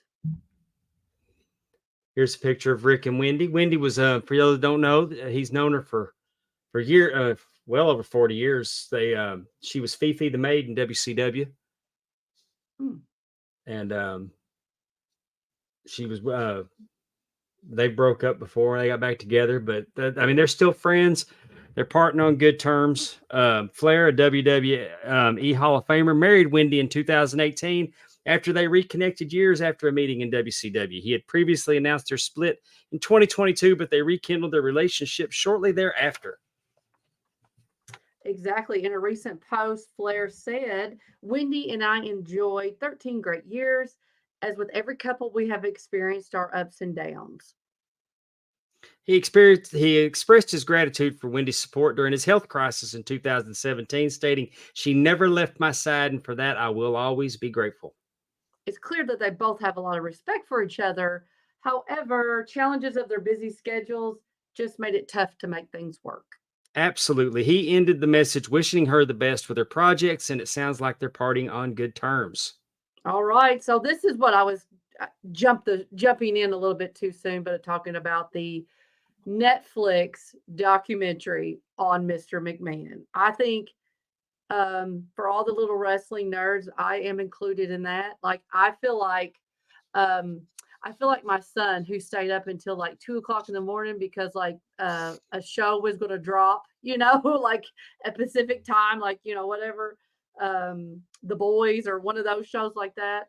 I feel like that's what I want to do because I want to see this and see what the what it's going to be like. I thought, now you tell me this, Dave. I thought this was in kind of conjunction with Mr. McMahon. Like he had a part of it, I guess. It started that way. He put out I'm sorry. He put out a tweet or whatever. He put it out everywhere. I think Efren said it had been seen by over 8 million views on Twitter. And I think he put it out today, saying that, that I can't remember exactly what did it say. I'm sorry. The tweet that he was part of it, but he's not sure about how this is going to look. I guess I don't know how exactly. He's selling. I mean, he started out participating with his documentary, and then crap hit the fan, and he's on the outside looking in. And I mean, he's selling. I mean, that's all this is. He hadn't put out a statement in a long time. Right. He's seen part of it, and he knows that they're fixing to nail his ass to the wall. And I mean, he said he doesn't participate. McMahon doesn't regret participating in the doc, but he's got some strong criticisms how the story's being told. Yeah, he stated that I guess the early cut that he saw, misses the mark and kind of conflates his on-screen personality with his true self, which I could see that. I think a lot of people do, actually. He expressed concerns about misrepresentation. We've had a run-in. Star of the game event, Efren. What's going on, Efren? I have something. Hi. I love you. This is quite possibly your greatest show ever. Yay! He is an absolute wrestling treasure. And where's my camera? Where's my light? Where's that? And you were, you were so. He's one of those like 3-hour brains. You could talk. Yes, you could talk to him forever. My joke is with him. I go, come on, guys, drinks on me. Dockins is buying because, trademark so much. I have something to say that I didn't because I was hogging up the chat, because I swallow up the space when I'm in the room. I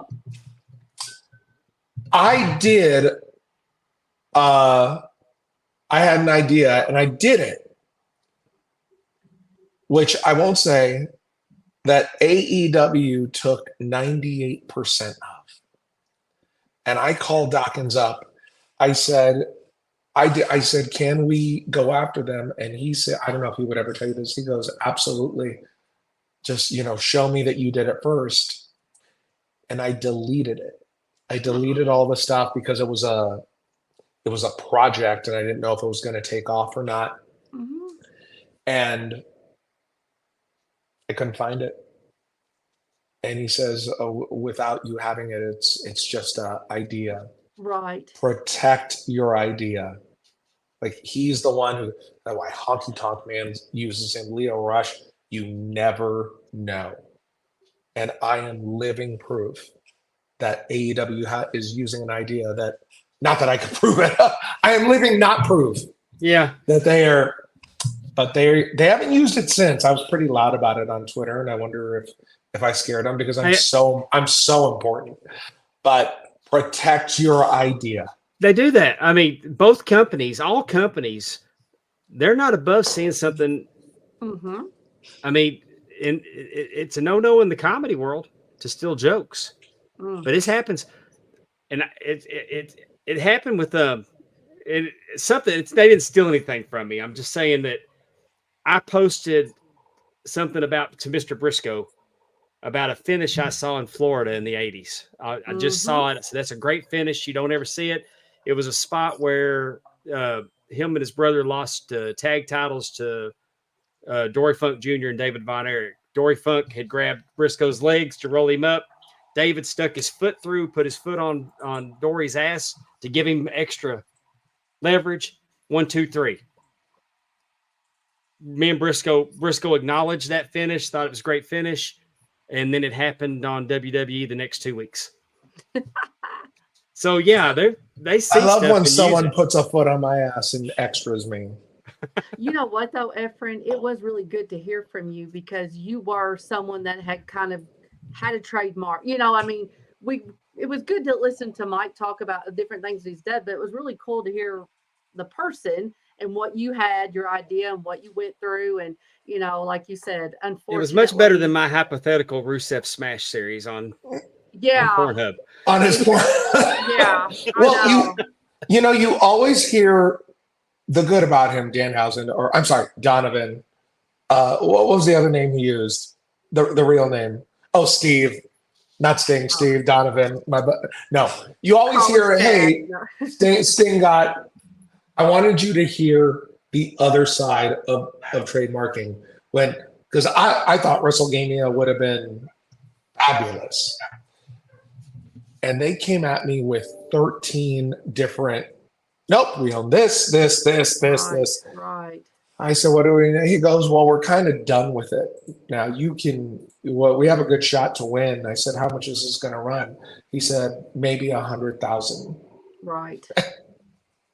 And all that game show money I'm collecting. I said, do it. No, I was done. My idea was done. And that is why it got changed to the game event. And the other bad side is I didn't have proof of my idea that AEW took.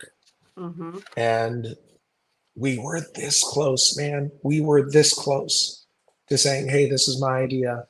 And it was 2 years ago, and I deleted the footage. I don't have it anymore. But yeah, are you going to stay up to watch the McMahon thing tonight? No, it comes on at midnight. No, I have no idea when it's coming out.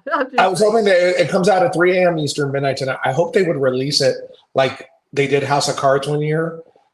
Oh my God, I haven't binge watched something since House of Cards. I'm not going to watch all 6 episodes tomorrow. But yeah, ad-free shows. Conrad and Eric are doing a show a night. Yeah, they're. Mm-hmm. I may see if I can for Top Guy Wednesday. We may just watch the episode, watch one or 2 episodes. Because I'm definitely going to watch it sometime tomorrow. I don't know, not at 3 because I have to go to bed. I have to sleep. And even though Dockins isn't a criminal defense attorney, I had a criminal defense attorney on. And if you go to my fandom and search the complaint against Vince McMahon, I brought on a criminal defense attorney, and we spent an hour and a half talking about the complaint from a criminal defense attorney and what it means. And that was Do you think it's going to be whitewashed? I think it is a little bit. You don't pay a company $6 billion. Oh, and we're doing this. No. Bill Simmons is gonna. I think it's gonna be brutal. I think it's going to be brutal, and I think Bill Simmons is going to bury him. And all they got to say is that he's not here anymore. So this, I don't think it's going to make a hill of beans to WWE. When I think of Bill Simmons in WWE, I think of the end of the Andre documentary. When Vince is talking about him when his run had ended, he goes, "What did he say?" He goes, he had no more relevance. He was done. He had no reason to be there anymore. I was like, ouch.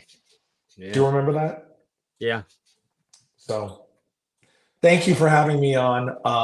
I didn't mean to Thanks. swallow it, but yeah, I Well, appreciate thanks you. for letting us hit Dockins with some real stuff, because Definitely. I think that was You cool. you didn't need me. You guys but this has been your best episode ever. And now, because of the past 5 minutes, it's even better. all right. Love you guys. Love Thank you. Thank you, Love Efren. too. Bye, Efred. That was cool to have like real life stuff, like you said, kind of going through. I definitely will be watching. I will not be up at 3 or 2 or whatever. I will definitely want to be watching that. We'll be really interested to get Eric's take on it. Well, I think your Vince dog heard my McMahon. dog. I don't know. if Vince you heard him McMahon barking. has always been and always will be my pro wrestling villain, Sure. because he destroyed the type of wrestling that I love. Mm-hmm. I mean, he killed the territory system. I mean, Yep. he took over. I understand that they could have done things differently and everything, but the villain in my wrestling story is Vince McMahon. And if they hammer him relentlessly, then so be it. I mean, because he will always be my wrestling villain. It'll definitely be interesting. But you know who else is also interesting? Cody Rhodes. Look at Cody being the That's pretty cool. I'm sorry. Put your glasses on, elderly. Cody's topped the You didn't even merchandise put your list. glasses on. You like Top 5 overall, not just at Fanatics, and that's not just the top 5 wrestlers, top 5 athletes. Fanatics does it all. And, that's right. That's crazy. I mean, he is top merchandise list globally, and now is in the top 5 overall sales of any athlete or personality. I can't even. Who is the? Do you know? Like, who would be in the top 5? No, I have no idea. I just think that is. I didn't even think to look who the other 4 were. To tell you the truth, I'm just curious. It just kind of blew me away that Cody's doing that well. And Right. And they do a good job. Fanatics does a good job on the wrestling merchandise to do such a poor job on jerseys. Their baseball jerseys were not good. They got the hockey jerseys now. Thank God I have an Adidas hockey jersey. Hopefully the Stars don't change the design anytime soon. And if they do, I'll just keep wearing mine. But for as poor as the quality is on a lot of Fanatics jerseys, they do a great job on the wrestling merchandise. That's interesting. I'm trying to find who else. I'm just curious of the names, because I think putting him in the category with the name of the people, you know what I'm saying? Like, I don't know if they're going to tell us. Well, and in a surprising turn of events, that's not it. Jey Uso defeated Braun Breaker on Raw last night to become the Intercontinental Champion. I did not see this coming. I don't know if I did either. He needed it, though. I think Jey Uso, he needed something, a title. He's doing really well, with the whole, I don't know. I think he did need it. I disagree. You didn't think he needed it? I've been waiting for him to get back with his brother. I didn't really appreciate the Usos until I didn't have the Usos anymore. I don't think either one of them have been compelling without each other. Well, I was excited that maybe they were going to be back with them, and Sammy were going to be back with Roman, and we're going to go to War Games. And well, did you not see? Well, this is a couple days ago. Rikishi put out like a tweet about praying for Jimmy. Yeah. So I just assumed that maybe he wasn't able to come back. Yeah. So I don't know if that helped prompt some of that. Like you said, I do think I like the Usos better together than separate. But you've unceremoniously took the belt off of Braun Breaker. I agree. While he was rolling. So I don't know what to make of it. But I mean, good on Jey that he's the Intercontinental Champion. It just make sense. I don't get it. I'm really I'm such a huge fan of Braun Breaker that the conspiracy theorist in me wants to know, did he do something that they decided to take the belt off of him? Because it wasn't nothing with his in-ring work. Right. I mean, he's been steamrolling folks. I agree. I don't think I mean, like you said, I don't know. I don't know what they're going to do. We're just going to have to hang on to the rope and kind of see what happens. I agree. It does seem kind of odd for Braun Breaker to lose already. But I also thought it was weird that Sami Zayn beat Braun Breaker the first time he went for the belt. You know, You mean beat Gunther? No, remember? Oh yeah, the first time he defended against Braun Yes. Breaker. Yeah. Yes. And it was like, and then the next pay-per-view he beat him. And it was just so weird because, like you said, Braun Breaker had been on this steamrolling of, of all Right, these and it's different like people. they had a competitive match and Sammy won, and then Braun Breaker steamrolled Sammy. Yeah, that was weird. So I don't know if they had plans and it had to be changed or what exactly happened. Who was the referee? I thought it might be when I saw who the referee was. That's from Heather. I didn't see this match because, again, as you all know, I like to go to bed early. I don't see much after 9 I had to o'clock. go back and look. I just watched some videos of it because I was in bed myself and my text messages blew up because Russ Miller was saying that Jay needed to win the Intercontinental title, and me and Mike Page told him that wasn't going to happen. And then There you go. then I saw Page text Russ and say, "Well, are you happy, Russ?" I do want to say, since because we're done with the news, I think. Yeah, But we're going to move on. I do want to say just real quick, couple things. First off, the Four Horsemen hat. This is one of their new designs. If you can kind of see, it's the yellow and the blue, and it's a pretty cool looking hat. You can get that over at the Four Horsemen store. But if you remember, Miss Leilani Kai, she recently had hip surgery, and she's doing really well. She posts a lot on Facebook. She has the most amazing photography of behind the scenes wrestling events. Tell the kids who Leilani Kai is. Yes, I'm so okay. Leilani Kai is one of those. First off, she was a Fabulous Moolah girl. She was trained by Fabulous Moolah, and she was actually on the first WrestleMania pay-per-view. She was who Wendy Richter went against at WrestleMania 1. She used to be, she was also on a tag team with Judy Martin. I lost my name because they're not the jumping bomb. They're not the jumping bomb angels. What did they go by? Glamour Girls. That's what it was. Sorry, the Glamour Girls. She is one of those ladies who really kept women's wrestling alive. She did a lot of stuff in Japan, early 80s. Think early 80s. You can find her on Twitter and Facebook. Like I said, she's recently had hip surgery, but she would post the greatest pictures. They'd be on a tour of Japan. She'd have people, the bus.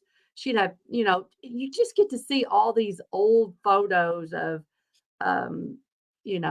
whoever, Matt Bourne and Dusty Rhodes, or just whoever, Vader, just different pictures of things that tours that she's been on. She posts a lot of pictures like that.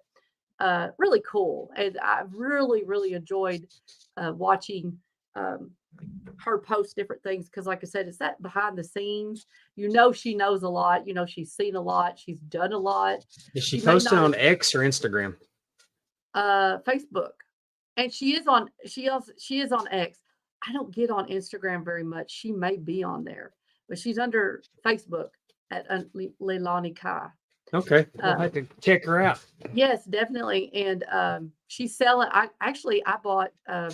She was doing some autographing, so I was like, hell yeah, I want some pictures. I want some autographs from you. I said that would be amazing. But she's one of those ladies that really kept women's wrestling, I guess, going in that period of time when there really wasn't a lot. And she's got some really good photos. So definitely check her out. So thank you for that, Pondwater. I just wanted to give that little shout out because, like I said, I've really enjoyed it, and we want to wish her the best. She's been so sweet, cute. She's just like, she's really nervous, as you can imagine, having a major surgery. She was really nervous, and so she's been on Twitter and Facebook a lot, just kind of, She had some tweeting time. out and stuff. Huh? She has a little time on her hands right now. Well, yeah, she definitely has a little time on her hands, but she was just really nervous, and so she's been just kind of definitely more available on Facebook. All right. So I want you to know. That being said, yeah. It's time for Amy's trivia. Think you have the facts? Let's play and see. So, in honor of our guest Mike Dockins, I chose his favorite wrestler, Andre the Giant, to do our trivia on. we didn't even get to talk to him about Andre the Giant. Well, you know what? I was like, please, I don't want Mike to do the trivia with us because then he might be like, these are stupid. These are really easy questions, Amy. So I just was like, but in honor of him, I chose Andre the Giant. So Andre the Giant was born on May 19th, 1946. Which wrestler from the list below has the same birthday? So one of these four is born on May 19th also. Was it Aleister Black, Brody King, Buddy Matthews, or Julia Hart? Which one shares a birthday with the This is going to be Andre the total Giant? guessing. We're going to be totally guessing. We're going to have to start bringing a guest in to sit in with us for trivia. We do, to do the trivia. Yeah, we do. Anybody in the chat, feel free to throw out a guest. Yeah, it's for y'all. I'm going to throw out a guess and say Buddy Matthews. You want to guess again? I'm going to throw out a guess and say Brody King. Would you like to throw another guess out? I'm going to just turn this and give the answer. It's Aleister Black. Yes, Aleister Black was born on May 19th. That's okay. That's okay. Same. And what's crazy about that is I was going to say Julia Hart next. Aleister Black was going to be my last guess. So I stunk on ice. Well, but now I knew Willie Buck was going to get it right. Look at Willie Buck. Heck yeah. But now Andre the Giant and Aleister Black born on May 19th. Speaking of Willie Buck, he's riding with us in the chat. Heather Whitley's here. We have Ben Jones from Australia. Good day, mate. Thanks for being here. Efren, of course, was here. Andrew Hermes was here. Darren Staley. I saw Coach Keith Morrison earlier. K-Dog. I saw that popped too. in. Chris McDonald. How about that? Derek Zoo. Derek Zoo. But in the middle of, he was between shows and he popped in. And when he says he's in between shows, he works in Gatlinburg at the Hatfields in McCoy. So if you're in that area, you need to go check it out. And then of course we had little Jimmy Sorensen. See what I did there? Yes, I did. I know exactly what you did. Moving right along. It is noted that at birth, Andre weighed how many pounds? Was it 13, 14, 14 and a half, or 15 pounds? And I believe his mother was only 5'2". Just throwing that one in there to you. But he was big at birth. I love that Amy put 14 and a half. You can't be 14 and a half pounds. I'm going to say he was 13 pounds. Ding, ding, ding, ding, ding. You're correct. Good guess. Ooh, he tore up his daddy's playpen. Well, and you know what? Andre the Giant was one of 5. He was the middle child. So not the two that came after him just walked out. Oh, God. Oh, Lordy, Lordy, Lordy. Woo. I don't know that question. Who was credited? Oops, that was the leftover, I think. Oh. That's okay. All right, now we're going to do a little medical. You know what the miracle of childbirth truly is? What? That when you can take something that's like that and stretch it out to like that and put it back to like that, that's the true miracle of childbirth. Yes, you are so right. That is the miracle right there. Andre suffered from, you do that. You wrote. Yes, I was going to. Yeah, I'm He gonna let you. suffered from acromegalia, a disorder that results in excessive growth of certain parts of the human body. What gland is primarily responsible for excess growth hormone being produced? Is it the adrenal gland, the pineal gland, the hypothalamus, or the pituitary gland?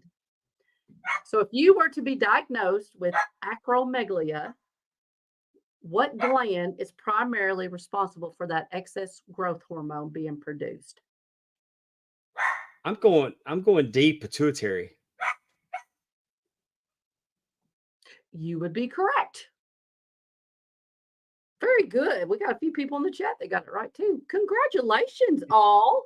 Heard enough Andre stories to know that that's what That it Because was. that the Big Show actually had a procedure done Yes. that if Andre would have had that procedure, it would have prolonged his life. Well, Where it was too late. no, it wasn't too late. Andre didn't want to have the surgery. Oh, So what happened, from what I read, now I can't remember what his book was called. Well, I guess it was was it the Eighth Wonder of the World by the same man who wrote the book of Patterson, Pat Patterson, Jacques, I can't remember his name. There's a very good biography out about Andre the Giant. I believe it's called Eighth Wonder of the World. And one of the stories that we're talking about, he was not actually even diagnosed. I mean, he grew up in a, village in France, and he quit school when he was in ninth grade, I think, eighth grade or ninth grade. By the time he was 13, he was already like, 6'4". He was a big, big person. He didn't really know what was wrong with him. He didn't know that he had this acromegalia until he was actually, I guess, in Japan is where the first time he'd even kind of heard, I guess, that diagnosis, or that's why he was the way he was. Bertrand Hebert and Pat Laprade. Yes, Bertrand. It's a very good book. I definitely would recommend it. But he didn't know how that would affect his strength. And I mean, again, at this point, he was already in his 20s, when he found out what it was. It definitely could have prolonged his life, because that is part of the acromegalia. They tend to have a lot of heart issues, joint pain. I mean, you're growing, you're have all this growth hormone where your plates have already grown, but now they're continuously growing. So typically, the other thing that I thought was really interesting. Do you remember it talked about other people that had acromegalia when I was looking up stuff. The guy who played Lurch in the Addams Family, he had it, that actor. And you could kind of almost see, like you have large hands, large features, some of the eyebrow bones here, some of those things. It's not just that you're just huge everywhere. Typically, it's like your feet, your hands, some facials. Do you remember Bentley on the Jeffersons? Do you remember him? He actually had it. And again, if you think about those different people and how if you think about his brow, how that was, I don't know about his hands, but I mean, he definitely had some signature features of acromegalia. So I just thought, again, I kind of went down a little rabbit hole about that, but I thought that was very, very interesting. But yes, it was a pituitary. Sorry. Okay. What year was Andre the Giant noted in the Guinness Book of World Records as being the highest paid wrestler? Was it 72, 73, 74, or 75? He was in the Guinness Book of World Records for being the highest paid wrestler. I'm going to say Man, 72 was my answer before I saw what the choices were for some reason. Oh, you think so? But We got some. I want to say it would have been 75 because he would have been getting that $6 million man money by that point. Oh, but this is as wrestler, as a wrestler. I don't think they included anything else, like just what he was paid as a wrestler. Mm. Drum roll, please. You're all wrong. You're all wrong. It was C, 1974. Bonus. Do you know how much he was approximately paid? Probably That about made him $500,000. 74. Close. You can go to the next question. I think. Yes. Oh, It was a bonus. It was approximately. Anybody want to take a guess in the chat? 500,000 is too much. 375. It was actually you could show it. 400,000. Which it said in today's figure would be like $2.3 million. Like, could you imagine? Like, but that's what he made. Now, unfortunately, probably a lot of his money went to alcohol, but it also went to a lot of accommodations of just having to change things to make life comfortable for him. I wonder if he ever made $1 million from Vince in a year. I don't know. He was such an attraction. Again, when you had the territory systems, he could come in. They paid big money for Andre to come in, and he could go and he could, do a battle royal or whatever, and just come in and do a show. I bet he wasn't paid $1 million from Vince. I could be wrong. I got to see him wrestle at the Sportatorium. He tag teamed with the Iceman King Parsons against Super Destroyers. Isn't that crazy? But yeah, he would come in and he would do that kind of stuff. Mr. Lynn, the Grappler. I'm reading his book right now. We had him on the show several weeks ago. He's talking about how right out of the bat. Yeah. Isn't that a great story to hook you with right out of the gate? Yeah, I was just talking about that he wrestled, he tag teamed and wrestled against Dusty Rhodes and Andre the Giant and won. And beat him, yeah. In the Superdome. Yeah, it was a Crockett era. It was for the tag team belts. Yeah, but I mean, it was for the belts. But yeah, I mean, yeah. And he told us another story about him, but you'll have to go back and listen. Yeah. Okay, next. I love the Grappler. I next time I see him, we'll see if I can get him to come on and spend. Yes, you have just do an episode with us. And I'm telling you all out there, fans, you need his book. It is really good. I'm really enjoying it and would love to have him on. Rumor has it, and I've got it. I've got it right here on my desk. Awesome. Yep. That's on my nightstand because I'm like chapter 6 now. He's had a really cool career for someone that doesn't get talked about a whole lot. You know what I'm saying? Yeah. Rumor has it the most 12-ounce beers Andre drank in one sitting. In one sitting, it was considered 6 hours. Is how many? T-Weave says 129. We got 109, 119, 129, or 139. I'm going to go 109. All right. You should have gone for the middle. It's 119. There's also, but there will be some people out there that say he's drank more in a sitting, and he probably has. But this is one that Andre, I guess they might have been counting. I'm not really for sure. But can you imagine? It's not polite to count. Can you imagine 119 of anything? I mean, no, I can't. Hot dogs. Popcorn one time I kernels, decided that I was going to try to eat a 50-count chicken nugget, and I got to 42 of them. Oh gosh, I bet. But 119 beers. Willie Buck knew. Unrare. Willie Buck knew. Good deal. Next question. At WrestleMania. Go ahead. Well, you can read it. Well, this is your deal. Oh, at what WrestleMania did the inaugural Andre the Giant Battle Royal take place?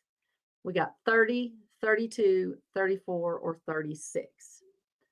We had I'm going to say 30. Anybody in the chat want to say? I thought it was earlier than that, though. Nope, you're right, Pondwater. It was 30. It was 2014. Bonus. Do you know who won? I do. Oh my God. It was oh come on. It was somebody that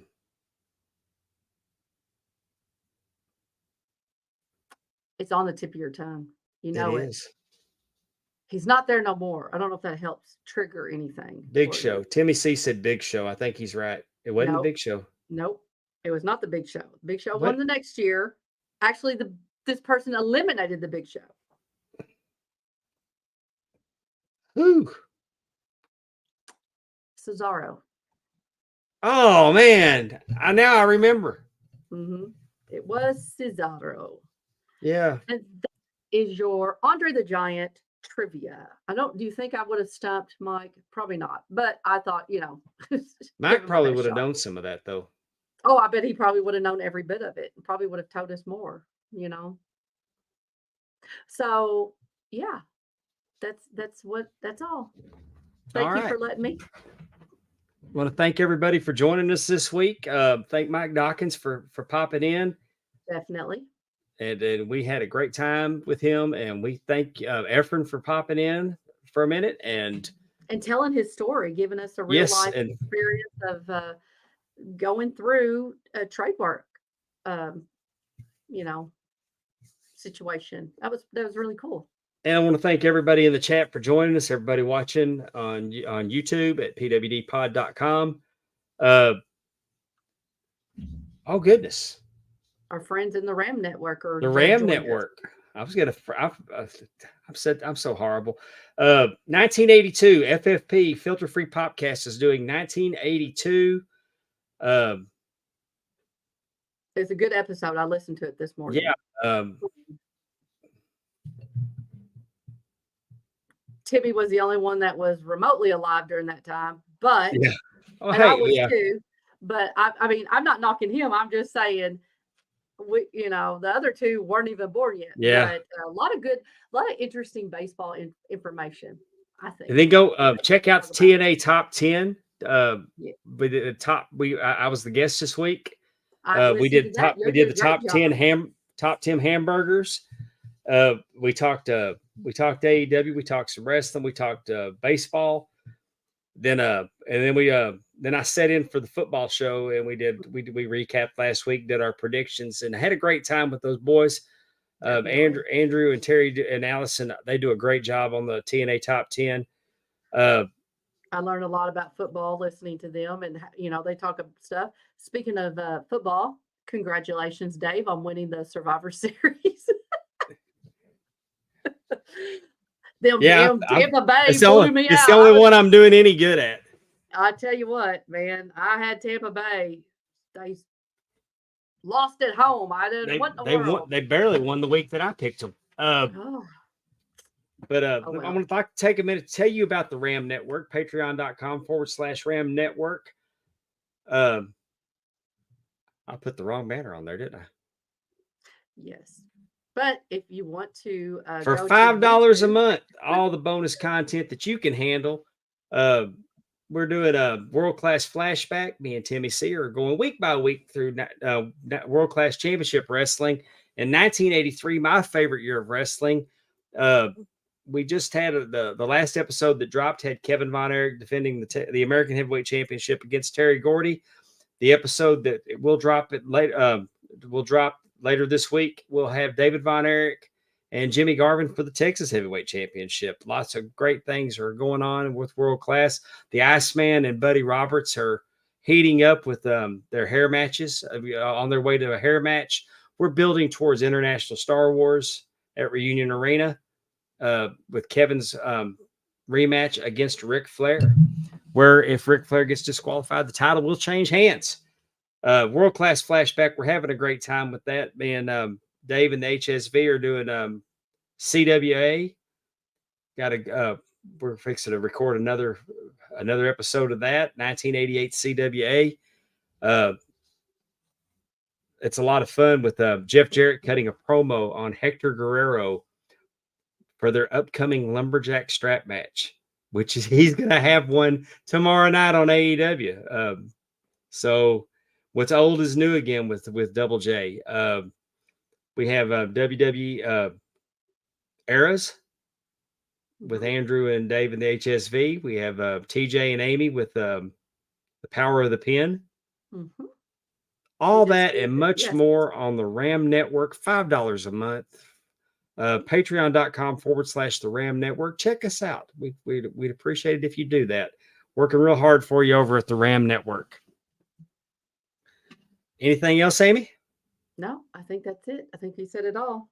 All right. We'll see you next week. I'm Pondwater Dave for the First Lady of the Arn Anderson Fan Club, Amy Vine. Everybody have a great week. We'll see you back here next week for another edition of Talking Wrestling with Pondwater Dave. Good night.